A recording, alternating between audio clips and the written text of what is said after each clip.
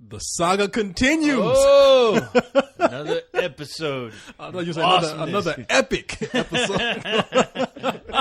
Man, y'all do go long on these things. What the hell are you? I mean, you know. Where do you come from? Who the hell asked you in here? Oh, wait, where am I? Trash like How'd I pop up here? Yeah, what you think you're at Cyrus's house? Well, I was in the middle of listening to last week's Let's Do This, and it ran so long that I'm here for the next one. Man, okay, we got Leon here tonight. If you couldn't tell. Yeah, you know. You couldn't smell. Oh, now see, that's cold. Man, see, you don't need to be here with that kind of attitude. What kind of attitude? All these people out here Wrong talking attitude. about, we're giving them 2.5 hours of entertainment, free entertainment, and they come and talk about, this is too long. It ain't like nobody pulled a Clockwork Orange on your ass and sat you down, held your ears open. No, I'm feeling much better now. that does make me laugh when people do that. When they're like, you just went on too long. It's like, hey, you could have taken the earphones out of your head. Yeah. At some point. It's not even like it's on the radio. I can understand people saying, man, you went on too long. I had to get out my car. I couldn't hear anymore. Sure. You know, but you can stop this shit anytime you want. Push stop, you moron. Yeah, I'm doing this. Stop it right now. Yeah, exactly. As half the audience cuts out at this moment. Oh, well. Oh, that's right. I don't have to listen to this. And then we'll get like 50 comments. You guys are too short this week. What's the problem? That's another one where people say, oh, man, it's not even 2 hours long. See, what I think happens is their friends come up and go like, man, did you hear that thing on Let's Do This? What? I was listening for the first 2 hours. I didn't hear nothing. Hey. No. When they got to the 5th hour, they did something that was so funny you wouldn't even believe it. Well, you got it Like, wrong right there because our fans don't have friends. That's why they here. Computer for 4 hours. Oh, man, you know, Put it's it like, together. I mean, this is on the internet. You can cut off. We do this for the people who are bored at work. They come and tell us, man, this lasted me for at least 2 weeks. You guys saved my life. Exactly. You sitting at work, you ain't got nothing to do. You about to get fired for getting up and yelling, let's do this. You do have to love that. I mean, the people love the podcast. They're like, man, I was out by the side of the road picking up trash with a Marshall over my back with a shotgun, but I had my iTunes and I was able to listen to the podcast, and it got me through. Our fans. Our fans out there. Man, love to hate them. I'm here, you know, the lovely Corey Coleman right here. And then we got I'm glad you say that. All the lovely Corey Coleman you here. know who I am, the awesome, the cantankerous co-host. 3,000. 3,000, the year 3,000. The most popular character on the site. Oh, well, bar none. Thank you, sir. By and of course, all here we means. have the least popular character. No, we messing with that you, guy man. on the comic book show. Who's that guy? They say League that of- guy with the afro. League of Dudes. The log cabin show. What's it called? Jazz, Come on, jazz man. hour. Now you know that you and Carlisle is the log cabin show. Well, y'all got We have the cool, Exactly. The fabulous, the fabulous, the mighty Leon. the Yeah, rock Leon's- and roller, the Ayatollah of rock and roller, Leon. man. How you doing? I'm doing good. It's to kind of have hot in you. here, but because I got on my Spill sweatshirt. I know, sporting that Spill sweatshirt. I know, man. I'm out here pimping for the site, but wore that the last I'm sweating time I like a saw you. motherfucker too. Yeah, is that the only thing you have? I swear to God, I saw you like the last 2 times I've seen you. Hey, man, these things wearing cost so much. I had to sell all my Gotta other wear clothes to buy one. No.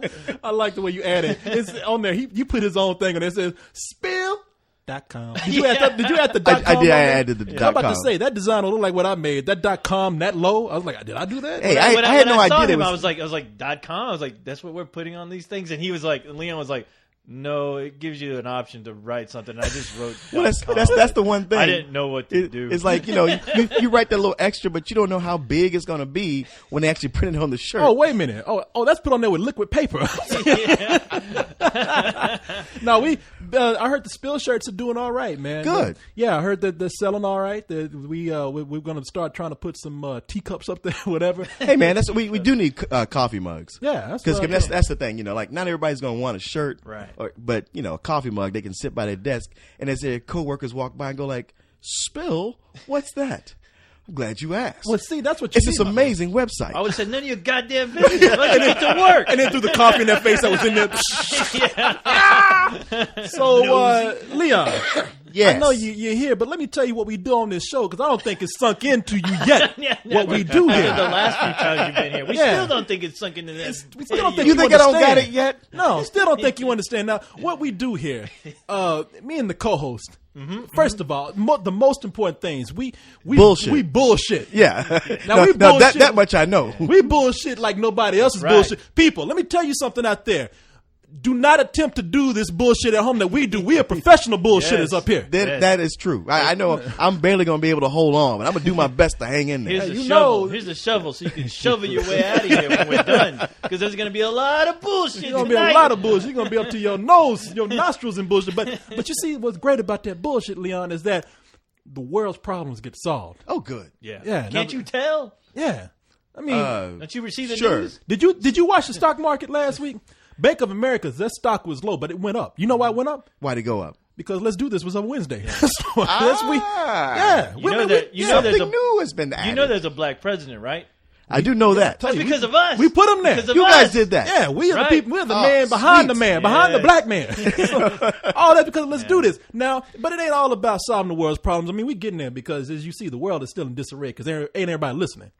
So What can we do to get more people Well, listening? what we can do, we can pay attention to the people on Spill and let them know that this podcast is all about them. Also, let them spread the word. Yeah. See, we love people out there. Are they spreading the word? That's the question. Or are they just listening to themselves? Are they So just? hopefully Are they they're, just? they're spreading the words and the ladies are spreading the legs, which I hope, because that's what I like to inspire with this show. The girls. Okay, to see, I spread the thought y'all were legs. leading to something. I was leading some. I don't know what he's leading to. Sorry, People distracted. spreading their ass and getting fucked about this show when he starts opening his mouth.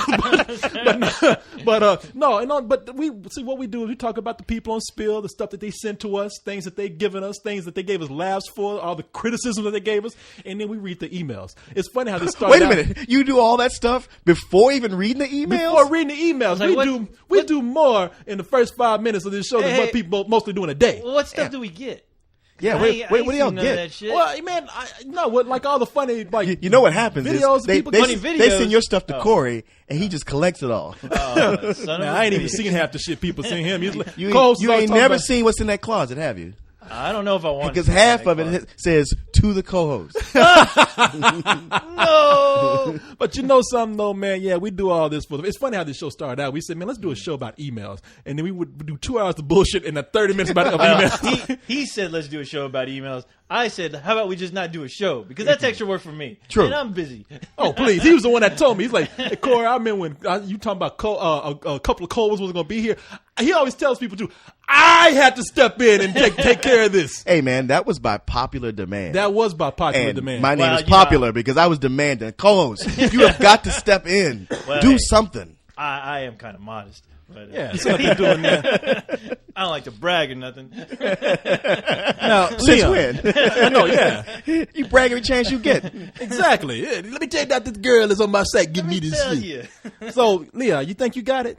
I think I got it. Okay. right, well, I've done this enough now. I got it. All right. I He's got got it. it. I got it. I think you got it, Corey. man, You got I to got report it. it. I got it. You Co-host, got to you get co-host, going. you have I it. got it. Well, if you got it baby. and Leon got it, I got it. Then let's do this. Yes. Get to the chopper. Yeah. I can't stop Get banging to my the head chopper. My heart.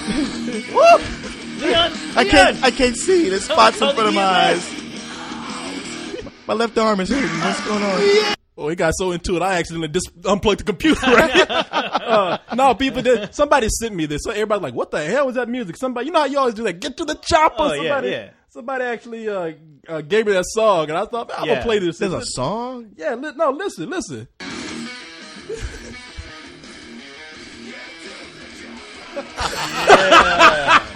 We inspired that. Chopper! Yeah, here's my favorite part right here. Listen right here. Here it is, right here. That was Arnold screaming. That's Arnold trying to get the hell out of here. Arnold's like, oh, what the hell is going on in this room? I was going to say, I didn't know he joined Metalocalypse. Let me out of here. That is by the Death metal. I mean, Austrian death metal. Yeah. Austrian death metal. Oh, damn. They didn't even group. try to hide the name. They've It's just been around- no, right no. there what it said. It might as well have been called Arnold He's Schwarzenegger. been around ever since we started screaming that. everybody every week always sent me the video. I'm like, all right, yeah. And finally, I have the CD. See, finally somebody sent it to me. I know. I never got it. Apparently, he's been getting it every week. I got it last week. I'm like, I want to use this. I know. It's So, great. so man, now what were we talking about before we got into this? What were we The talking about? fans. Yeah. Stuff they've been giving us. Fuck the The fans. Ain't got nothing to- Yeah. Videos. Oh, but first off, let me just say I brought in a drink. Oh, wait a minute. You guys got an I special didn't know drink? I didn't know you were showing up. I would have gotten you one too, but I tell you what though. Thank God for this drink because today was one hell of a crazy ass day for me. I was so pissed. It's one of those days where you just want to blow up everything. You get mad at the world. You get mad at yourself. And the first person you see asking you how your day is, you just want to punch them out. You want to punch them and then punch out their mother. You've been in a room all day. What Yeah. You got the one person who actually cares about you. Hey, you want to punch him. Well, Yeah, I'm like, hey, I mean, like two of us, we don't give a shit about your day, but you want to punch that guy. I know I got problems, but that's just how it happens. I'm sorry. I mean, seriously, I tuned you out like 30 seconds ago. You son of a bitch. So now apparently you ordered something because I saw this package on the studio door. What is this? Okay, now this is a drink that I ordered. I just found it just recently, but all I saw on the can was relax, drink. That's the name of the product. It's called Drank. It's DRANK. Yeah, Drank. Drank. And it says extreme relaxation beverage. And the thing that caught my eye that made me say I must purchase this was at the very bottom. You can read here, Leon, if you can read. It says slow your roll. Man, you've been to one extreme to the other. Like, here's the one that have you drinking that shit Sparks. The one that the drink that I know where I said drank. But it just sounds like these two drinks, that Sparks and this drink would be right on the shelf between Booty Juice and Jesus Juice. Yeah. Some kind of chocolate thunder. Yes. I saw this and I had to get it. But it says drink. Ghetto plus, sweat. Plus it's purple. So yeah. I don't know if it's like purple drink or what. But the thing is, it says here in the back, it says we have combined rose hips, melatonin, and valerian root. I ain't never heard of none of this shit. Whatever that. No. Melatonin. Melatonin puts you to sleep. Yeah, and valerian root too. Those are two things people tell you Man, to drink. I ain't drinking this shit. It says right here with a great tasting. It says root with valerian root with a great tasting beverage to create the industry's first relaxed lifestyle beverage.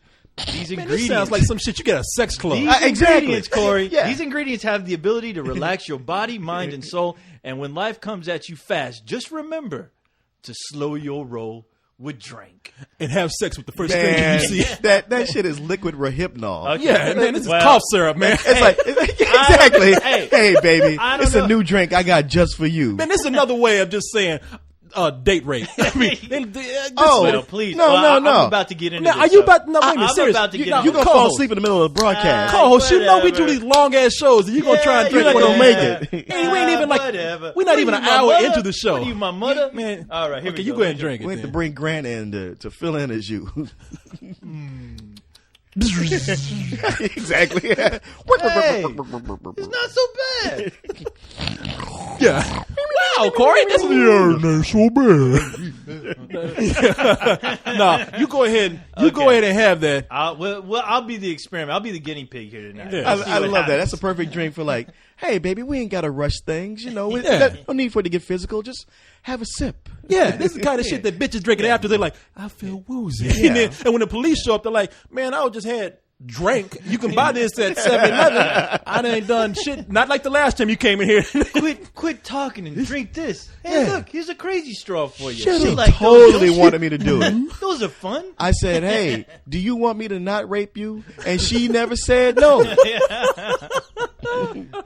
Man, Well, it's in a very attractive can. So it's all purple. It I mean, looks like come it's on, man. made for the ladies. Dude. Let me tell you something, man. Look at it. Any Yeah. shit that says slow your roll and it's colored purple. Exactly. That shit I is mean, illegal. you expect like, a pimp love named it. Slickback to be drinking Yeah, that. this is the kind. I think I saw this drink slapping a bitch on the corner the other day. This can right here. Yeah, it's got a dent in it too. Well, ladies, and a fleck from one of her gold teeth. Well, ladies, if you happen to be around the neighborhood, I'm all yours.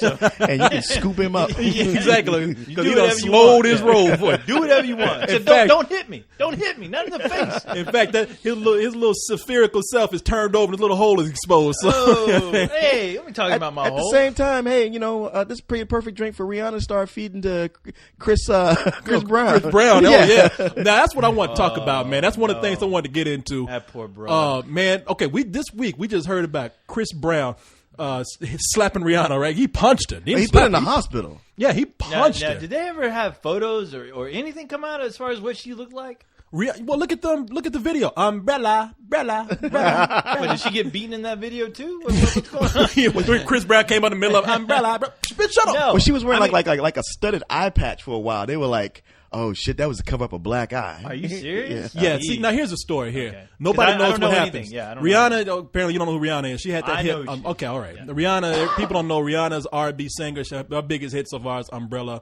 And She's fucking hot. And she is fucking hot, man. Beautiful. Yeah. And then we got Chris Brown. Now Chris Brown, everybody knows. Chris Brown he's done all kind of music right now. Dancer.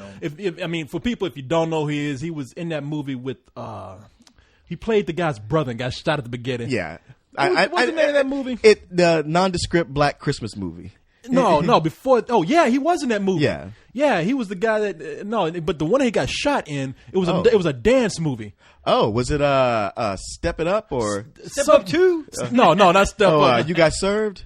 Oh no, I can't remember what that movie Damn. is. But it was he wasn't a star. And he played Boogie Nights? He played the main lead's brother in it. Well, I mean, the thing is, he's a new singer. He can He's dance a his ass dancer, off. yeah. He's in the Wrigley's commercial. As much as I don't like a lot of new music, I did like that song he had, and I saw the video for it. I thought The it was one pretty like cool. his Bobby Brown type song Yeah, where he yeah. came out and had the girls dropping drawers and everything. Was it No, Was it break not dance that. too? It was just like him like on a city street dancing Oh around. no, he had another video. and he did a duet with Jordan Sparks or Jordan Sparks from which I thought was pretty good. Oh no, he had a video. He did that whole Bobby Brown thing. He came out the guys dancing behind him, and while they were dancing, he went up and like started touching the girls in the Shit, audience. his ass needs to like stay away from Bobby Brown motifs as much as possible. You guys this might as point, well yeah. be talking about Star Wars characters because I don't know what the hell you're talking Of course, about. you don't know what's He going on. needs to But separate himself from Bobby Brown and Ike Turner as much as he can. well, and Ike Turner's dead, so you ain't got to worry about that. But so anyway, this R&B singer, dancer, actor, Woman beater. Oh man, yeah, you make him sound like another Sammy Davis Jr. He is hardly a triple threat. No, man, I mean he's done all those things, but he's still he's not flashing. good at it. He's still a flash in the Now pan. the boy is 19 right now, so give Okay. him some time. He might come up and be. He might might be do no, that. no. He ain't got no He time screwed for the pooch nothing. on that. Okay, Just well, run. he's 19 right now. He hit Rihanna, and nobody knows what happened. All we know is that they pulled out of the Grammys, both of them, and they said it was because of something. They said, well, it's because Chris Brown hit somebody. Now we're thinking, did he hit Rihanna? Because and she wouldn't come out and say anything. But then when you saw her walking around looking like a pirate with that eye patch, and things started like being revealed more, it was revealed that he hit her. Now I'm gonna get into some real gossip here, some major gossip. Okay. I'm not gonna even say it's true. This Okay. is one of the stories that I heard. Because I gotta say, it bothers me that there's like girls out there saying like, well, she probably provoked him to that. No. Now, this is the gossip mill right here. Okay. People keep in mind, this is straight up gossip. I'm not even saying it's true. So don't go around saying I'm perpetuating this. I don't know if it's true. I'm just telling it like it's a good story. First of all, that brother don't need to be going around hitting nobody. No matter Nobody. what. No, That you ain't don't. right. You do not hit a woman. All right. Especially Rihanna. If for a woman crying out is loud. attacking you in a car, that's when you unlock the door and get the fuck out of the car. Oh. Yeah. It's that simple. I thought that's when you open up the car door and then you turn the wheels and accidentally. Yeah, no. There was one time I hit a girl back in self-defense when I was riding with her. She was drunk and she was hitting me hard and making me almost swerve off the road. And I had to fight her back. And in fighting her back, I hit her. But I didn't hit her like a punch in the face. I hit her like don't hit I hit her nobody. like I You grabbed. disgust I me. know. Get outta here. Hey, shit, it was You should call cops on your ass either right me now. or both of us, man. I ain't going off that cliff with her. So shit. hell kind of woman you riding Having me go, yeah, no, had me going off the cliff. Like, nah, No. I did the same thing once. no, you know what I'm talking about. I do know what you're talking about. No, there's certain. Yeah, exactly. Hit you next. Now, here's what I heard about that situation, and I'm not going to even say it's true. I'm going to say this is far fetched. Did you hear this? Where Rihanna gave Chris Brown herpes. No, I did not hear that. Now and when he found out, he lost it and hit her. Now this is what I heard. Now this is okay. This sounds crazy. If that's true, I might be willing to cut him some slack and then tell him that she had it. Now I'm not Well, talking. come on, man. She is from the West Indies. He had to know she might have something. Oh, come on. Now check this out, though. Now, No, the shit gets. You know, she's from Haiti or Barbados or one of them, or Jamaica somewhere. But wait a minute, hold on. The shit gets deeper. Uh-oh. It's now.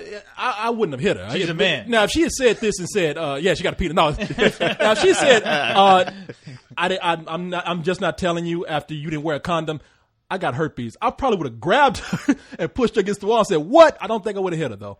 No. I mean, because what's that going to do? It's not like if you gonna hit take her. your herpes away. You know what- exactly. you know what it's gonna herpes do? going to travel through your arm like Popeye. Yeah. No, it's gonna get you kicked out the Grammys and get you a whole lot of That's bad why you publicity. always wear protection, kids. Always wear a rubber. Oh, but the over your shit- head, over your legs, Yeah. everything. But you think that's crazy? Shit gets deeper. Now, keep in mind again.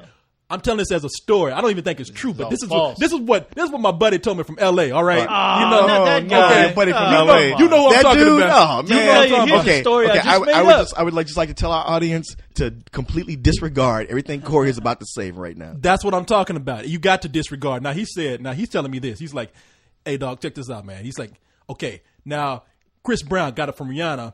Oh man, what's his name? Josh Hartnett was fucking Rihanna too. Right. And he got herpes. She gave herpes to Shia LaBeouf. Shia LaBeouf. So they got herpes now. And now on top of that, Josh Hartnett is fucking Bruce Willis's daughter, who's got herpes. Why do I feel like we're gonna get sued from like 6 different people? I'm sorry. Now, you know what? You know what's unbelievable about this story? It's totally unbelievable. Is that Josh Hartnett would go from Scarlett Johansson to Bruce Willis's daughter? There's no way. As Man, soon I'm as telling you, as- this is a as soon as story. As soon as you uttered the words, "Let me tell you something, dog," that's when I realized your story was bullshit.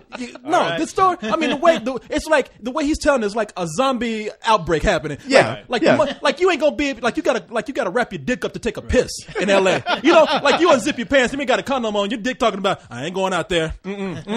So no, I totally don't believe the story, not at all. I'm not even trying to spread it like it's true. I'm just telling you how these rumors spread from one person. Yes, doing him, shows yeah, like yeah, this. by some dumbass telling somebody else, and then him getting on a podcast Yeah, and broadcasting telling everybody else. to the thousands of Guess people. what I heard? Yes, yeah. you ain't heard it from me, but Yeah, I'm He like that. screwed Scarlett Johansson. There's a 6 degrees of Kevin Bacon, and they spread it all Exactly. that shit all over Hollywood. and your story's going to end with, and guess what, y'all? Now I got it. And now I have AIDS. No, yeah. Dun, dun, dun. Now we have to go to court. No, because I'm telling you, this is not true. I'm telling you, now if these people got it, I didn't say they got it because of me. And if they, I'm saying the I story. guarantee you that would I'm in be the some defense. CNN fucking first edition news right there. If that happens, and 20 celebrities have the goddamn herpes virus. Yeah, I know. We're all gonna hear about it, but no, No, I mean, it ain't happen. I'm still scared to go to L.A. and put my dick out anyway. You should. But, that's anyway. Especially when you're hanging out. You know, when you're getting off that bus, you're trying to make it. The funny thing is, all you got to do is rap it, but not you. You can't do that. What you talking about? Oh man, people don't listen. I'd be like, Corey, she's from the West Indies. Tell me you didn't. It's all right, dude. I pulled out. No. Oh come Well, on, I had some Yeah, chewing gum, that's- so I see, you figured, gonna- hey, I'd wrap that around there. Maybe that. Damn, this is explicit. Stop telling people because you got people believing that I really do that. Just going around with my penis in my hand, just hey, come here. or I'm like that. I'm like Huggy Giggity, Bear. giggity. Yeah, I'm like that dude in the alley, like Huggy Bear or something. Psst, hey man, I heard word on the street is that Josh Hartnett got herpes. got herpes simplex 500. I heard Corey has herpes and space herpes. Jesus, how do you get that? I heard Josh Hartnett's penis just crawled off his body and walked away, and now it's attacking people. Yeah. I heard Corey got the bird flu. Well, what the hell do you do? Fuck a chicken? Hey, man, he's into some weird shit. I didn't say what he did. I'm just telling you what Corey he got. has hepatitis A through Z. And he got hepatitis written in the Predator and Klingon language. He got shit you ain't even heard of. No, it's man, Latin for Latin. I ain't trying to spread rumors about it. No, I'm telling you, I'm not. I'm telling you that's not Corey's true. diseases spread like a vitamin list. I just want you to know how shit can spread from a simple incident like what Chris Brown did. It's like Josh Hartnett is like probably sitting at home like, I didn't hit that bitch. What do you got to say? I got herpes for? You know, and who I felt bad for in this was Terrence Howard. Because like right when this shit happened, the reporter came up and just said, "So what do you think about this with this whole thing with Chris Brown and Rihanna?" And he was just getting out of his car. He was like, hey, man, you know, they're young kids. Everybody just need to leave them alone. Let them get this worked out. Then the next day when he heard the news about how she got hit, he had to like make a public statement like, look, I didn't know what had happened. I don't condone this. Don't put that shit on me. Look, just leave them alone. Who doesn't beat their wife or their girlfriend? Who, You know, who that's doesn't how I do got that? it. That's funny because it's kind of like you saw him in his car and he's like, hey, man, let these kids work it out. Newspaper at the front. Terrence Howard says it's okay to hit women. You know No what? wonder he's not an Iron Man That's the suit. thing. That's how I found out about it because I saw a headline that said Terrence Howard is on Chris Brown's side. Yeah. I was like, what? How could he defend that nigga? Oh, and then no. to see what he actually said, where he was just like, no. That's why you never open up your mouth until you know the score. Yeah, man. Even like he was trying to be neutral, he still got fried. Man, he on was it. like trying to go home. He's in his car. He probably was on his tired. way. He was on his way to Sonic or something to get a brown bag special. He's still bummed out about Iron Man 2. Exactly. Yeah. Like, God And they tried to make him look like the villain of Iron Man. Terrence Howard said, "You motherfuckers ain't paying me enough." Terrence Howard's like, "No, well, I mean, they didn't hold up to their agreement. I never said I didn't. Terrence Howard says, I. You know, it's one of the National Choir photos where you know how brother looks like when they're about to sneeze or something. And they probably took a photo of him. He probably stuffed on some gum. He's like, you know, they got a photo of him looking angry, like. Oh, Terrence Howard says it's okay to beat a woman. I don't know. I don't know what that look looks like, Corey. You know, when they want to make somebody look bad, they just show them walking in slow motion. Oh yeah, that's funny. You better be glad he didn't get caught on video. Show him getting in that car in slow motion. Now check this out. Did you hear what Jay-Z had to say about that? Oh, yes, I did. What did Jay-Z Oh, say? that Jay-Z man was is pissed. He was like, He said he's that guy is a dead man walking. Yeah, he said he messed with the wrong crew because Jay-Z discovered Rihanna, so he's like, I didn't know none of this shit was going on. I better not ever catch him. He is dead. Well, okay. Because Jay-Z is a businusman. No, I'm about to say Like, Jay-Z he just got an talking. empire to protect. Yeah, Jay-Z ain't gonna bring that street shit in there. I'm sure Destiny's Child talked to him about it. Hey, you should watch what you're saying because I'm hanging out with you in Spotlight too. Oh, you know what? But what's her name? Beyonce. She probably laughing because she probably figured like, I know he's fucking her behind my back. I just know it. Well, you might want to watch out, Beyonce, because Jay-Z might have herpes simplex. No, yeah, I'm just joking. I'm joking. I'm joking. We're gonna be dead men walking. Like well, yeah, at least you are. I'll be dead man. Like tomorrow, robot. Tomorrow they're gonna have that gumshoe look on Jay-Z's face. Corey and co-host dead motherfuckers. We didn't say shit, all right. Yeah. Hey man, send you know what, co-host. Send all these people we just mentioned a carton of drink. Yeah. Tell them to slow their roll. Slow your roll.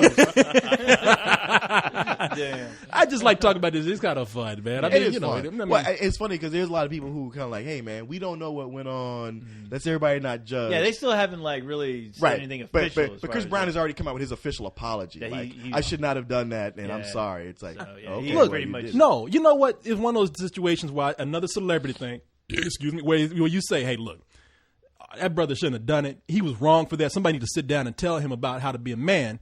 But at the same time, it's like, okay, look, people make mistakes. Leave it alone. Hey, I mean, it sounds like he was a fuck up before he even got famous. So you know, one thing you can't help people being is our fuck ups. If you're a fuck up, you're a fuck up, and no matter what kind of status you get, you're gonna fuck up. And that's when you're outed, and you know, then you just ruin your career. Well, that's true. I mean, you know what? You can pretend to be something all you want, but eventually you're going to revert to who you are and what you are. The sad thing for him is that they were really grooming him as being like he's the new kid with the clean cut image. Oh yeah, and that's the teens the thing. and the preteen girls love him. Now he's just going to be a dead kid. Cut. That's about it. Jay-Z gets done with it. But I tell you, man, who really benefited from this was Christian Bale. Because it was like, wow, the heat's off me finally. Yeah, I totally forgot about that. No, shit, Chris. You know, it'd be funny if Christian Bale was in a Brianna mask. I got herpes, and Brianna off somewhere else. What? He tools it up. Christian Bale take off running from that. Because the heat got taken I off yelled him. at the guy, but I ain't hit nobody. Yeah, you know, the heat's off me. Yeah. Well, somewhere Christian Bale and Michael Phelps both high fived and sent Chris Brown a fruit basket. And is it official? Has that guy like honestly made it to like A-list celebrity status? Who that? Christian Chris Bale. Brown? Oh yeah, only because he now appeared on an episode of The Family Guy. Well, no, because I mean he was in the biggest movie or second biggest movie of all time. I know, but still, I think some people still like. He's in the second biggest movie of all time. Chris Brown. No, Christian Bale. Oh, Christian Bale. I was Yeah. like, what the hell are y'all talking about? As far as Christian Bale, no, because that's I still know some people Wait a minute, that don't is know Christian his name. Bale A-list? No, I'm saying, is he considered A-list now only because he made it on? No, the he was Family Guy? A-list before, Yeah, man. He yeah. was Really? yeah. Because I still know a lot of people that just don't know his name. All they know is the guy who played Batman. They're not gonna know him from that Family Guy episode. No, well, I'm saying just because Hey, listen, it seems man. like because of that whole thing blowing up, that now he's like really a household name. Oh, that because- put him on A+ list. Yeah, that's what I'm saying. Yeah, I mean, he was already kind of. Well, yeah, he was getting there A-list based can be on his considered talent. by fame, but he was. There were people he was sought after to do roles in Hollywood. It's not just about being Paris Hilton type A-list. Well, or famous. there's Hollywood and there's the general public. There's a lot of people like your mom or somebody who still doesn't. If you say, "Hey, Christian Bale," she probably doesn't know who the hell you're talking about. Well, as far as being A-list, as far as being a sought-out actor and requesting a certain amount of money, Right. he could do that. Yeah. And especially since I tell you what, since Batman Begins and they knew they were making a sequel to that would be The Dark Knight, his price range went up and he could get in movies no problem. So Plus, he's one of those actors. Like, if you get him, like, not only do a lot of people know who he is, but he shows up and does a good job. And he'll cuss the shit out of anybody else that stops him from doing a good job. you fuck up. In fact, if you're the director that hired him, you fucking up. Christian Bale's gonna be behind you, motherfucker. I always said the man's a genius. So I'm just clarifying. I'm just making sure. McGee, you gonna get over here?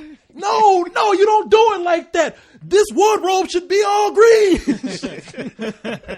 No, fuck no. No, he's in the makeup department. No, more rouge.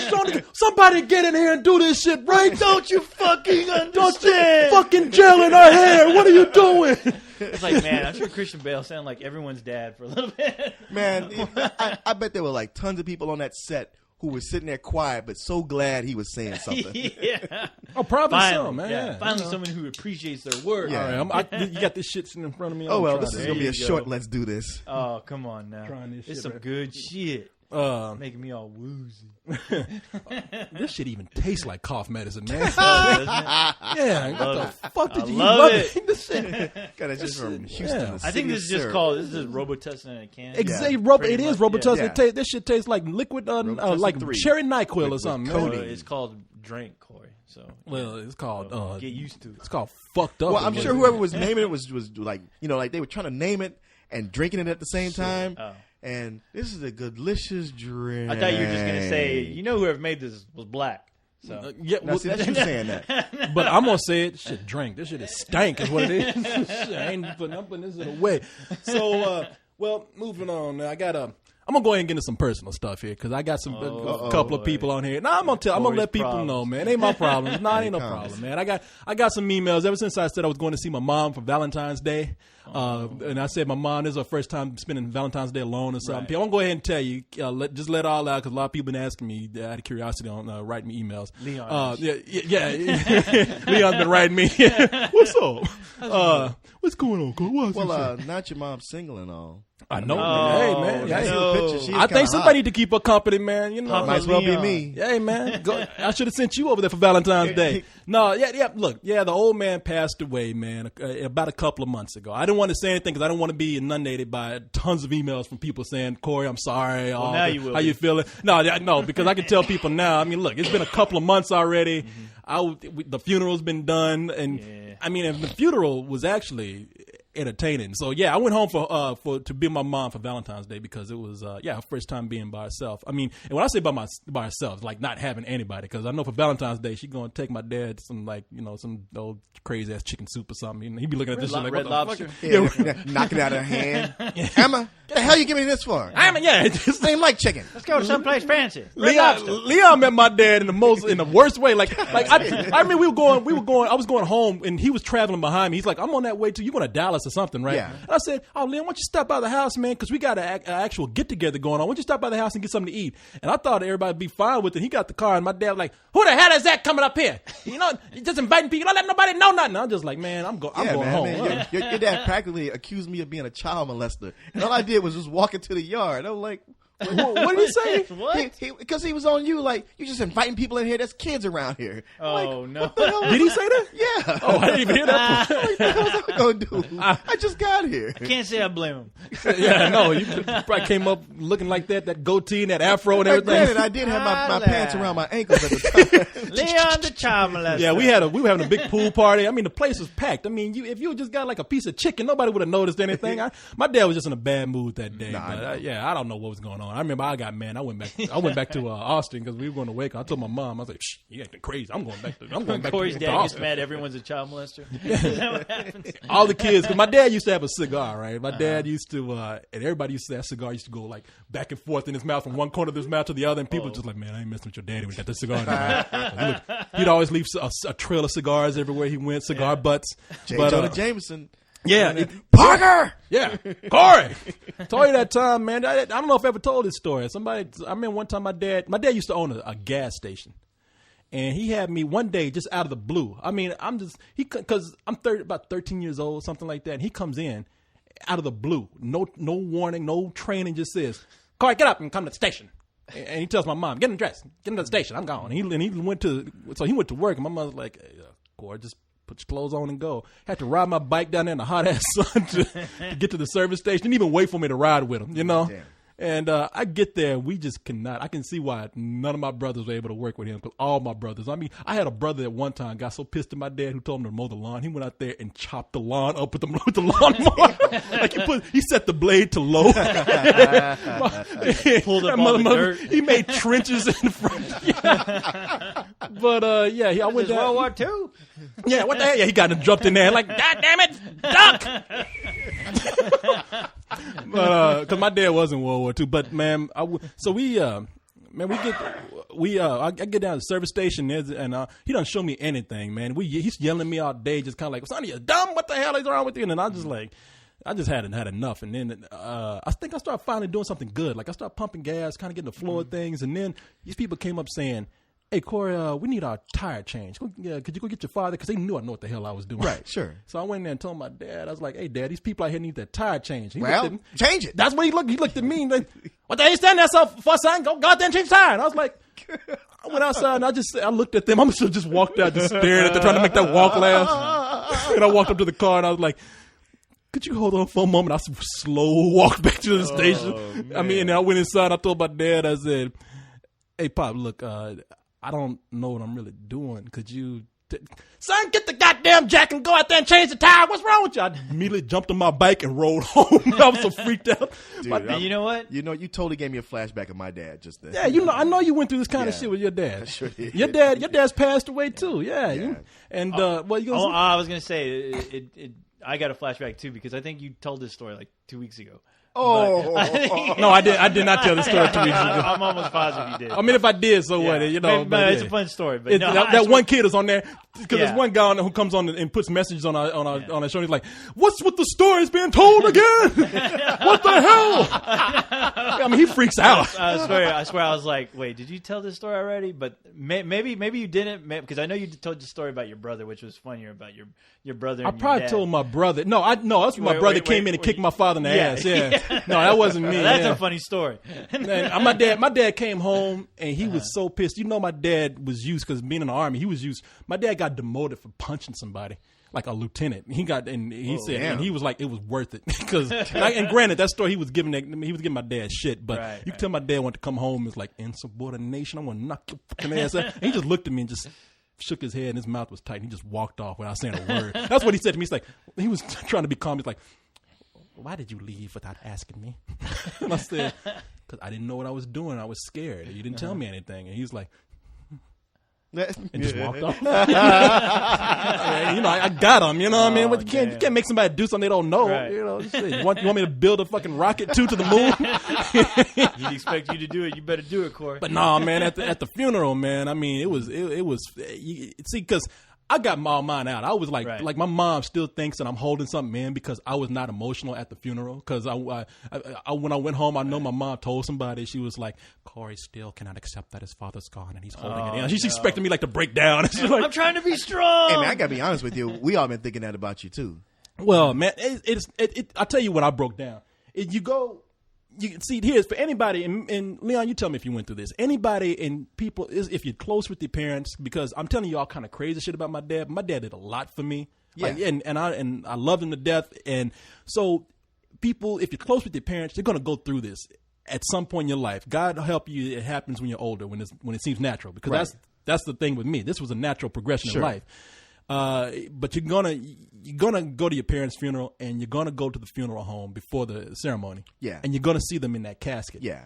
Now, being in that room with nobody else around, because I didn't want to break down in front of anybody, because everybody was kind of sensitive. Sure. So I didn't want to break down in front of my brother, sister, or anybody like that. So I broke down in the church when I was by myself. And I mean, you see your dad in a casket someplace you always took for granted you never see him there. Yeah. Yeah, I'm standing there and I'm by myself, and I wasn't like a black melodrama, like, oh Lord, everybody like, Corey, what's going on in there? I think for me, what hurt was seeing them there in the casket and knowing that's not them. They're already gone. Right. I had this waxy representation. Right. Of what wow. used to be, you were so right, man. But it's like, they're not even really there anymore. Yeah. I know some people say they don't ever want to be, they don't ever want to have a wake, because they know just by being at those wakes that it's not the person they remember. Right. That's why I would say, like, I'd rather be cremated than have somebody, embalm me and do a shitty job. That's exactly it, man. I look, people, I'm telling you how death is. I mean, for me, I did not want to go in there to see my dad, but my mom wanted me to. Yeah. And I don't know what the difference is. My mom doesn't want to see the body at the funeral, at the actual ceremony, but she went to like the wake, like the previewing of the body. And to me, I don't know what the difference. That was worse for me. I walked in there, and you're right. I saw that is not the person. Yeah. That is a shell. That is, and not to mention they went in and they've done all this stuff to the body. Yeah, they filled them with sawdust, they plastic, everything. It's like it's not even like the body really. And I just started crying because I was like, this is not the last vision I wanted of my father. I did this for my mother, so I just broke down, and after I did that was enough for me. So it was funeral time and all that kind of stuff, and everybody came out. Like, my dad had tons of people, his people coming in. Was it like Big Fish where all these circus freaks started showing up? It was kind of like that. I found out that I actually have a relative named Big Worm. I ain't lying. And then there's somebody else, some older guy. Like, in black families, you always got somebody, like, no matter how old they get, they're going to be looking like Mr. T with all kind of chains on their neck and earrings and shit. I'll probably... He made it. Yeah, I'll probably be that guy. I made it. And every black family has an Uncle Junior. Yes. Now, Uncle Junior was old when he died. I remember staying with Uncle Junior. Uncle Junior died way before my dad died. Uncle Junior used to be kind of dude. I wish he was there, because Uncle Junior would chase people out the kitchen. Yeah. And he would fix breakfast. Like you be in your own house. Like, get the hell out the kitchen. What you doing? I'm like, I'm trying to cook. No, I'm cooking breakfast. And I'm like, So if Uncle Junior had been there, he would have been making, but Uncle Junior died a long time ago. Uncle Junior was cool. You're right about that. But I had, like, the guy that came in. Now check this out, man. Mm-hmm. This brother come in with all this gold on, and then I don't even get his real name. He's like, I forgot what it was. It's something like, I'm your uncle Snooky Booty or something like that. And you're like, you never know what. And then so we had the funeral, and then we went to the reception afterwards. And then he was there coming in selling. This is about the time Obama was getting elected. He came in with these books and like, hey, I don't know if it's bad time or not, but I got these Obama books right here, and they're like, and you're thinking like, because he came up and told me, now this is my dad, and I said, man, oh really? I said, I like one of those. He's like, yeah, I got to charge you $20 for it. I'm like, get your fucking ass away from me. I like the blacks. Yeah. I'm like, are you serious, man? Sad but true. Yeah. Hey, got this gold watch. Yeah, my name is Linne. If I ain't got it, there ain't in there. There ain't in there. I won't charge but the penny. I'm like, I can't believe this. Damn. Well, I'm sorry, Corey. No, man, I know. I'm not telling you this as like for sympathy. I'm telling you like I'm answering the question. That's why I waited 2 months later. I mean, I'm sorry. I'm sorry you told you're telling your dad's story there. I didn't mean to say you already told that goddamn story. Co-host, man. You like the only summertime. I know. Shit, maybe I did. I think I heard this story before. But I mean, you had a funeral, man. It's like there's too many stories from that funeral that like you just can't pass up, man. I'm just to tell him because it was funny, man. I mean, the funeral was funny. Like everybody broke down except for me. Now what I want to hear is the stories of your infamous brother here. How did he? Man, that fool came in. Now he broke down and could not even come into the church. For my brother and my father to have such a tumultuous relationship, he could not stand to be in the church, and not because that guilt was choking his ass. Well, I don't know what it was. It's something about like when you fight with somebody for so long, I guess your love is stronger or something. So he's like, he just did not come in. But before that funeral, man, he was clowning. I mean, he might as well have had a mic, because some people that I didn't even know. I had an aunt and an uncle there, and one of them uncles, everybody got that old uncle that don't say a word. You know, he's just sitting up there. He's old, and the wife talks more than he does. He just sitting up there just grinning, And my brother came in, and he actually said, he like, what he say? He said something to his old man.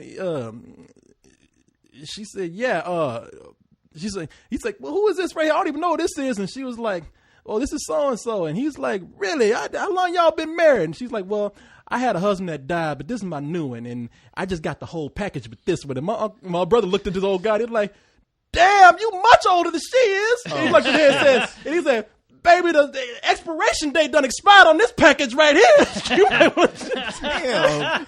And everybody in the room was, everybody was so like, I guess I laughed, Your brother is like the ghetto version of Michael Shannon in Revolutionary Road. The crazy guy just comes in and just says, it says what's on everyone's mind. Yeah. Oh, yeah. Well, I was riding my uncle. I remember he asked my uncle. Now, my uncle's like about 70-something years old. And he's like, damn, Unc, you got a fine ass wife up there. He's our aunt. He's like, yeah. You said, but man, what y'all do? Your dick still work? And my uncle was just kind of like, everybody knows my brother crazy. So my uncle was just like, hey, Mark, you crazy. Want to choke his ass. He said, but you probably was like, you probably like daddy back in the day. You probably did some fucking, didn't you? I'm in the back seat of the car, like, oh my god, I just almost opened the door and just rolled out the car. So I guess you'd be the last person to ever try to tell your brother something, just because it probably wouldn't do any good. No, you let him go, man. Yeah. I actually want to try to do one podcast with my brother. Just to see how it goes, because my brother even he told me, because his ass will clam up like Michigan J. Frog. Mark, tell one of them funny stories what you did. What is talking about, Corey? Yeah, he was up there. Man, the fuck is this? Corey? Supposed to talk to this microphone? You got some people listening? The fuck is this robot looking at me? Oh man, I ain't got nothing to say. Man, he'll see. I'm not worried about him being quiet. I'm worried about him getting crazy, because sometimes he will go. He loves an audience. He'll go overboard to where you don't know what he's talking about. Well, there ain't no audience here, Corey. I know. Well, the only problem. No, this audience is his microphone. As long as you got something in front of him. So I'm thinking about getting one of y'all together to come to Temple. Not it. See my brother. He'll probably relate to you more. You saw my brother. I like your brother. He's funny. He is funny. He does some crazy shit though, and he gets paranoid. Well, he does smoke a lot of pot though. That's probably why he's so paranoid all the time. He's gonna turn my ass into a bong or something. He I got no problems. Well, he self-medicates, man. He's a good guy. He just got a lot. No, he's a good guy. I remember when you and Nicole came to see my brother. Yeah, and he's what he did to Leon. Tell her what he did to you guys. Well, I remember me and Nicole are there, and at one point he asked us to step outside to show us his new barbecue grill. Yeah. So me and her went out there, and it's this old rickety ass grill, like the kind that you find in a public park that hasn't been taken care of in years. And we just kind of staring at it, like wondering, well, what was that? Because he brought us out there, but we went back in the house. Right. So we just kind of out there staring at it, not knowing how long we supposed to stay out here, what's going on. And I guess that whole time he was paranoid. He's in there talking to Corey, like, look, I'm stealing cable. I don't want them to find out. So I was wondering what they were doing out there, because they were just kind of out in the backyard, just walking around, just looking around, like, what the fuck am I looking for? It's like, he did bring me out. He did bring me aside, like, man, I just told him to go out there and stand out there. Look here, bro. I get all these channels of cable right here. Look at this right here. I got them out there looking at that old pit with a rusty hole in the bottom. I think that's just. And then when we was done, after we done watched cable, like, it's that's awesome. He opened the door and said, "Hey, y'all, come on in there." Yeah. How many burgers can you put on that thing? Yeah, this is the Grill 3000. Space age technology. Wow. But nah, man, I don't want people feeling sad. Red Troll, don't be crying at work or anything. It's not a pleasant thing, but it's one of those deals where when you're old enough, it's life. Yeah, it is life. My dad was in his 80s when he died. I was expecting this call for a while. It's a long life. And my mom, I felt bad for my mom, because my mom just like, she was. It ain't funny because I did kind of chuckle to myself before it sunk in, but all day she was like, "Hey, Dad is okay. Call back. Hey, Daddy's in the hospital, but he gonna be all right. Call back. Yeah, he's probably gonna be here overnight, but and they say he's a little sick, but he's gonna be all right. Hang up and get called. I was like, oh my God. And see, when she was doing those calls, I was like, this ain't good. Yeah, so I was like, because she said it like she was lying to herself. I mean, she broke down. I'd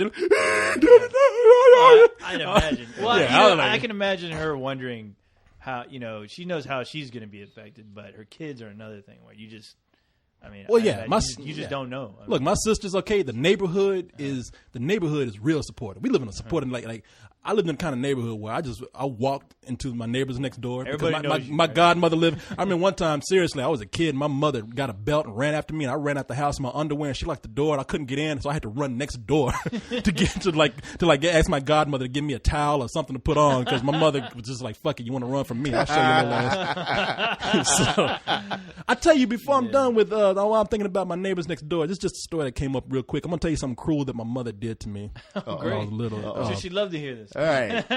So, some good old spill therapy. Yeah, no, seriously, folks, Yeah. we will be back with the comedy Yeah. in about 10 minutes. No, this is comedy right here. Maybe not for me at the us, time. Even then, I had to be like, "Hey, wait a minute." But I found one of my brother's condoms, right? And I opened the package. Now I'm a little kid. I don't know what the hell that is. Yeah. And I showed my mom. I'm like, "Mom, what is this?" And she's like, "Oh, baby, that's what you put on your finger when your finger's sore or got a hangnail or something like that." And I was like, "My finger's sore." So now she saw me slip that shit on my finger, right? Oh. Now, granted, was this wasn't used, was it? I said I opened it out the package. You heard me, sorry. man. I didn't say I got it off my brother's package. I said I opened it out the package. Crazy things run through my head. So I went next door, and my godmother's granddaughter and her friends were there. And I walked in the middle room, and I was like, my godmother's like, "Court, what is that on your finger?" I was like, "It's something to help it feel better." And all those girls are sitting up there laughing at me. And I was like, wait a minute. I was like, "For real, what is this, y'all?"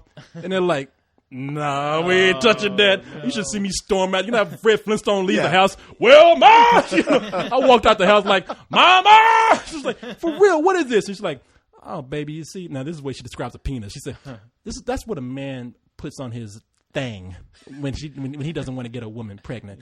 Like, I could have handled that shit before you made a fucking fool out of me. I was outside making balloons. Mom, what is this? Somebody put hair conditioner Throwing water balloons in at the here. mailman and shit. Hey, Mom, this gum is nasty. What is this? Damn. And my tongue is all numb now. What's going on? Don't taste like nothing. Yeah, man, shit. Yeah, I've had some cruel shit played on me. But anyway, so how y'all doing, man? Anything y'all want to talk about right here? Yeah. No. This is that time, isn't it? No, I don't know. What, Valentine's? How was Valentine's for you guys? Oh, you know what? You didn't even talk about what you did with your mother for Valentine's.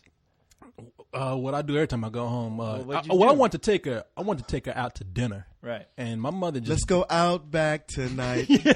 Oh, no. You know, You guys go get a McRib. Man, y'all know that McRibs are gross, but all that talk about them, y'all made me want one. you wanted one, right. didn't Yeah, you? I did. Can't resist the power Man, of Mac the Rib. It's look.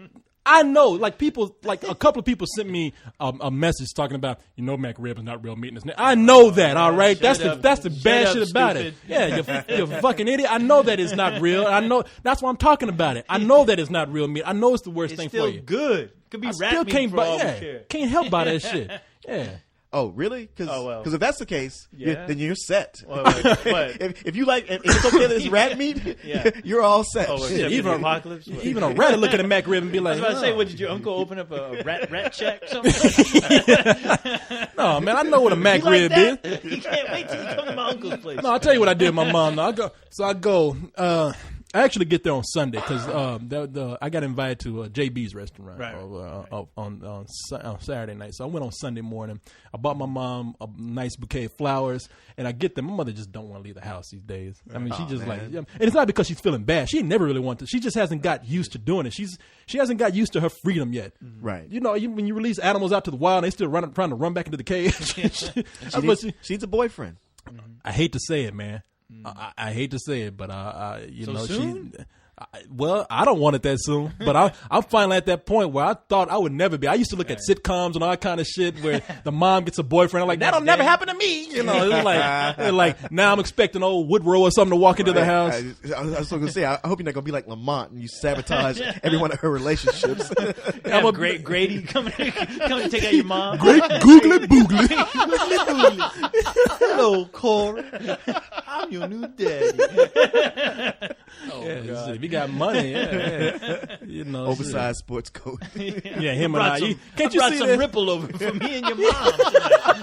Valentine's Day and all. Shit, hey, look, you know what? Hey, man, when I get this to your mom, she is a tiger. You know what I'm saying? Well, you don't know about that, young man, but believe me, I'm. Hey, come here, young blood. Nice. Hey, man, I want to let you know that your mama, she got that ass. But I mean, man, what the fuck? You know, come on, man. You know, but no, I know I'm gonna go to that stage. I want to slap the shit out of somebody. Mm-hmm. You know, I know that. I know that already. See, man, you haven't gotten over it. You got to have that Florida Evans moment where you throw something on the ground. And go, oh man, damn. Man, I was talking to Captain Chance today. I said, all right, now you're a little younger than me, and you're British. So you probably don't know anything about Good Times, do you? Because I was trying to do something on the computer today. But he did, didn't he? What's that? Did he know? No, it's a she, and she didn't know. Oh, she didn't? No, Okay. she didn't know. And I told her because I was trying to do something on the computer, like damn, and she's like, why you say it like that? Because I must have been doing that damn instead of damn. Yeah. And I said, we got this show in America called Good Times, and it's about this family in the ghetto. And I'm telling this to all the kids out there who don't remember Good Times. But Right. at the end, so there was one episode where they're finally about to get out the ghetto. That's because the dad in the family finally got a good job. And he wanted to get off the show, so they killed the character. So when he comes, so they come in to tell them, like, James is the father's name. Right. They said James has been shot. Yeah, he was in a car Oh, accident. was he? Oh, he was in a car accident. Okay, Yeah, I'm sorry. yeah, Yeah, car accident. and basically he's dead. Yeah. And at so the y'all end, ain't leaving the ghetto. and yeah, you ain't going nowhere. Your ass is still here. The next episode, they have the wake and the funeral, and the kids are all sad, and you got all these neighbors coming over who are trying to help, but they're saying the wrong thing. Yeah. And the whole time, the mom, she's just flitting around taking care of everybody with a big smile on her face. And like, how come mom's not crying? How come she's not upset? And every time they go, Mom, what's wrong? She just smiles and walks away. Yeah. She's just flitting around, smiling through the whole thing, and then everybody's gone, and she's all by herself. And she has that porcelain chafing dish. Yeah. And she just like throws it down on the ground, just damn. Yeah. Except she stressed that shit. I was like, Yeah. damn.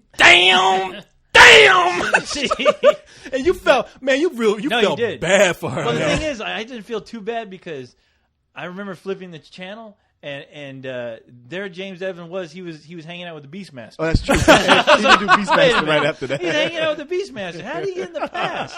Wait a minute.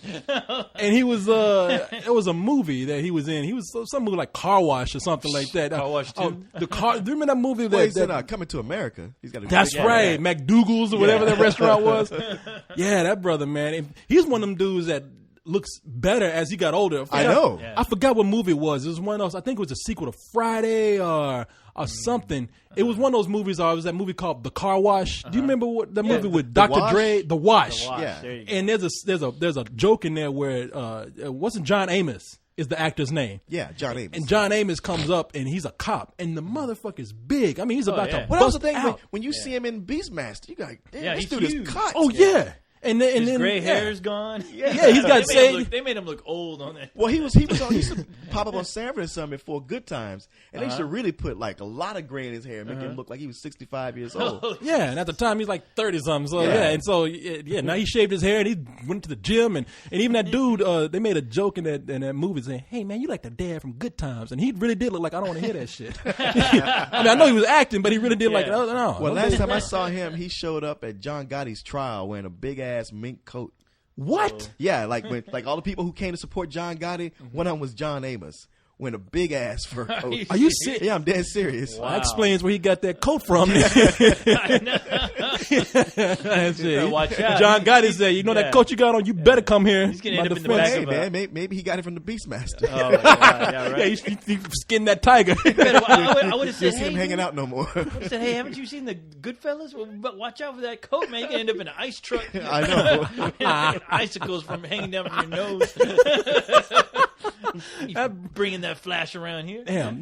Talk about black men that actually looked better as they got older. Samuel Jackson and John Amos, man. Because Samuel Jackson, I remember when he was like in videos. Carlisle and I talked about this other night. I remember when he was in videos for like Public Enemy, and he was robbing McDougal's or whatever it was, and coming to America. He was in I Goodfellas. think he was still on In crack Goodfellas, then. Yeah. He was. Yeah. And now he got off crack. I mean, he looked like a human being because back then he looked like the Black yeah. Gollum. No, he shit. did. Hell Yeah, yeah. in Goodfellas, And that Goodfellas, scene- he's almost unrecognizable. He's the guy that he's all late. He's waking up. He's like, Oh, I'm sorry. They shoot him in the back of the head. Yeah. So they shot his head off, And man. he was like, he was like skin and bone. He was skin and looked weird, bones. yeah. He was always sweating. He had big Yeah. old pair of glasses, I think. Yeah, he always had that crazy facial hair, like a salamander with a goatee or Yeah. something. Well, that scene, his final scene in Jungle Fever, right before his dad shoots him. Man, he looked yeah. like, you talk about look like Gollum. Yo, That's yeah, exactly that's what he fine. looked like. I just shot his ass too. Yeah, just for looking crazy. If Yeah. I come in, I'm not fucking with you. You getting a bullet. The last thing I'm gonna do is try to grab you if you go crazy on me. But nah, man, that's the kind of guy I'm expecting to come date my mom. Oh, no. Hey, Sorry. Irma, I got a dance just for Well, you. it's gonna be John Witherspoon from his Fridays movies. Well, I love that. If that dude. Actually, I got a buddy, and he was like, "Yeah, man, my mom, she got married for the 5th time, and her new husband is John Witherspoon." And I laughed, but then I met the guy. I was like, "Holy shit, man, that really is that Yeah, guy." it is. I mean, it wasn't him, but it was him.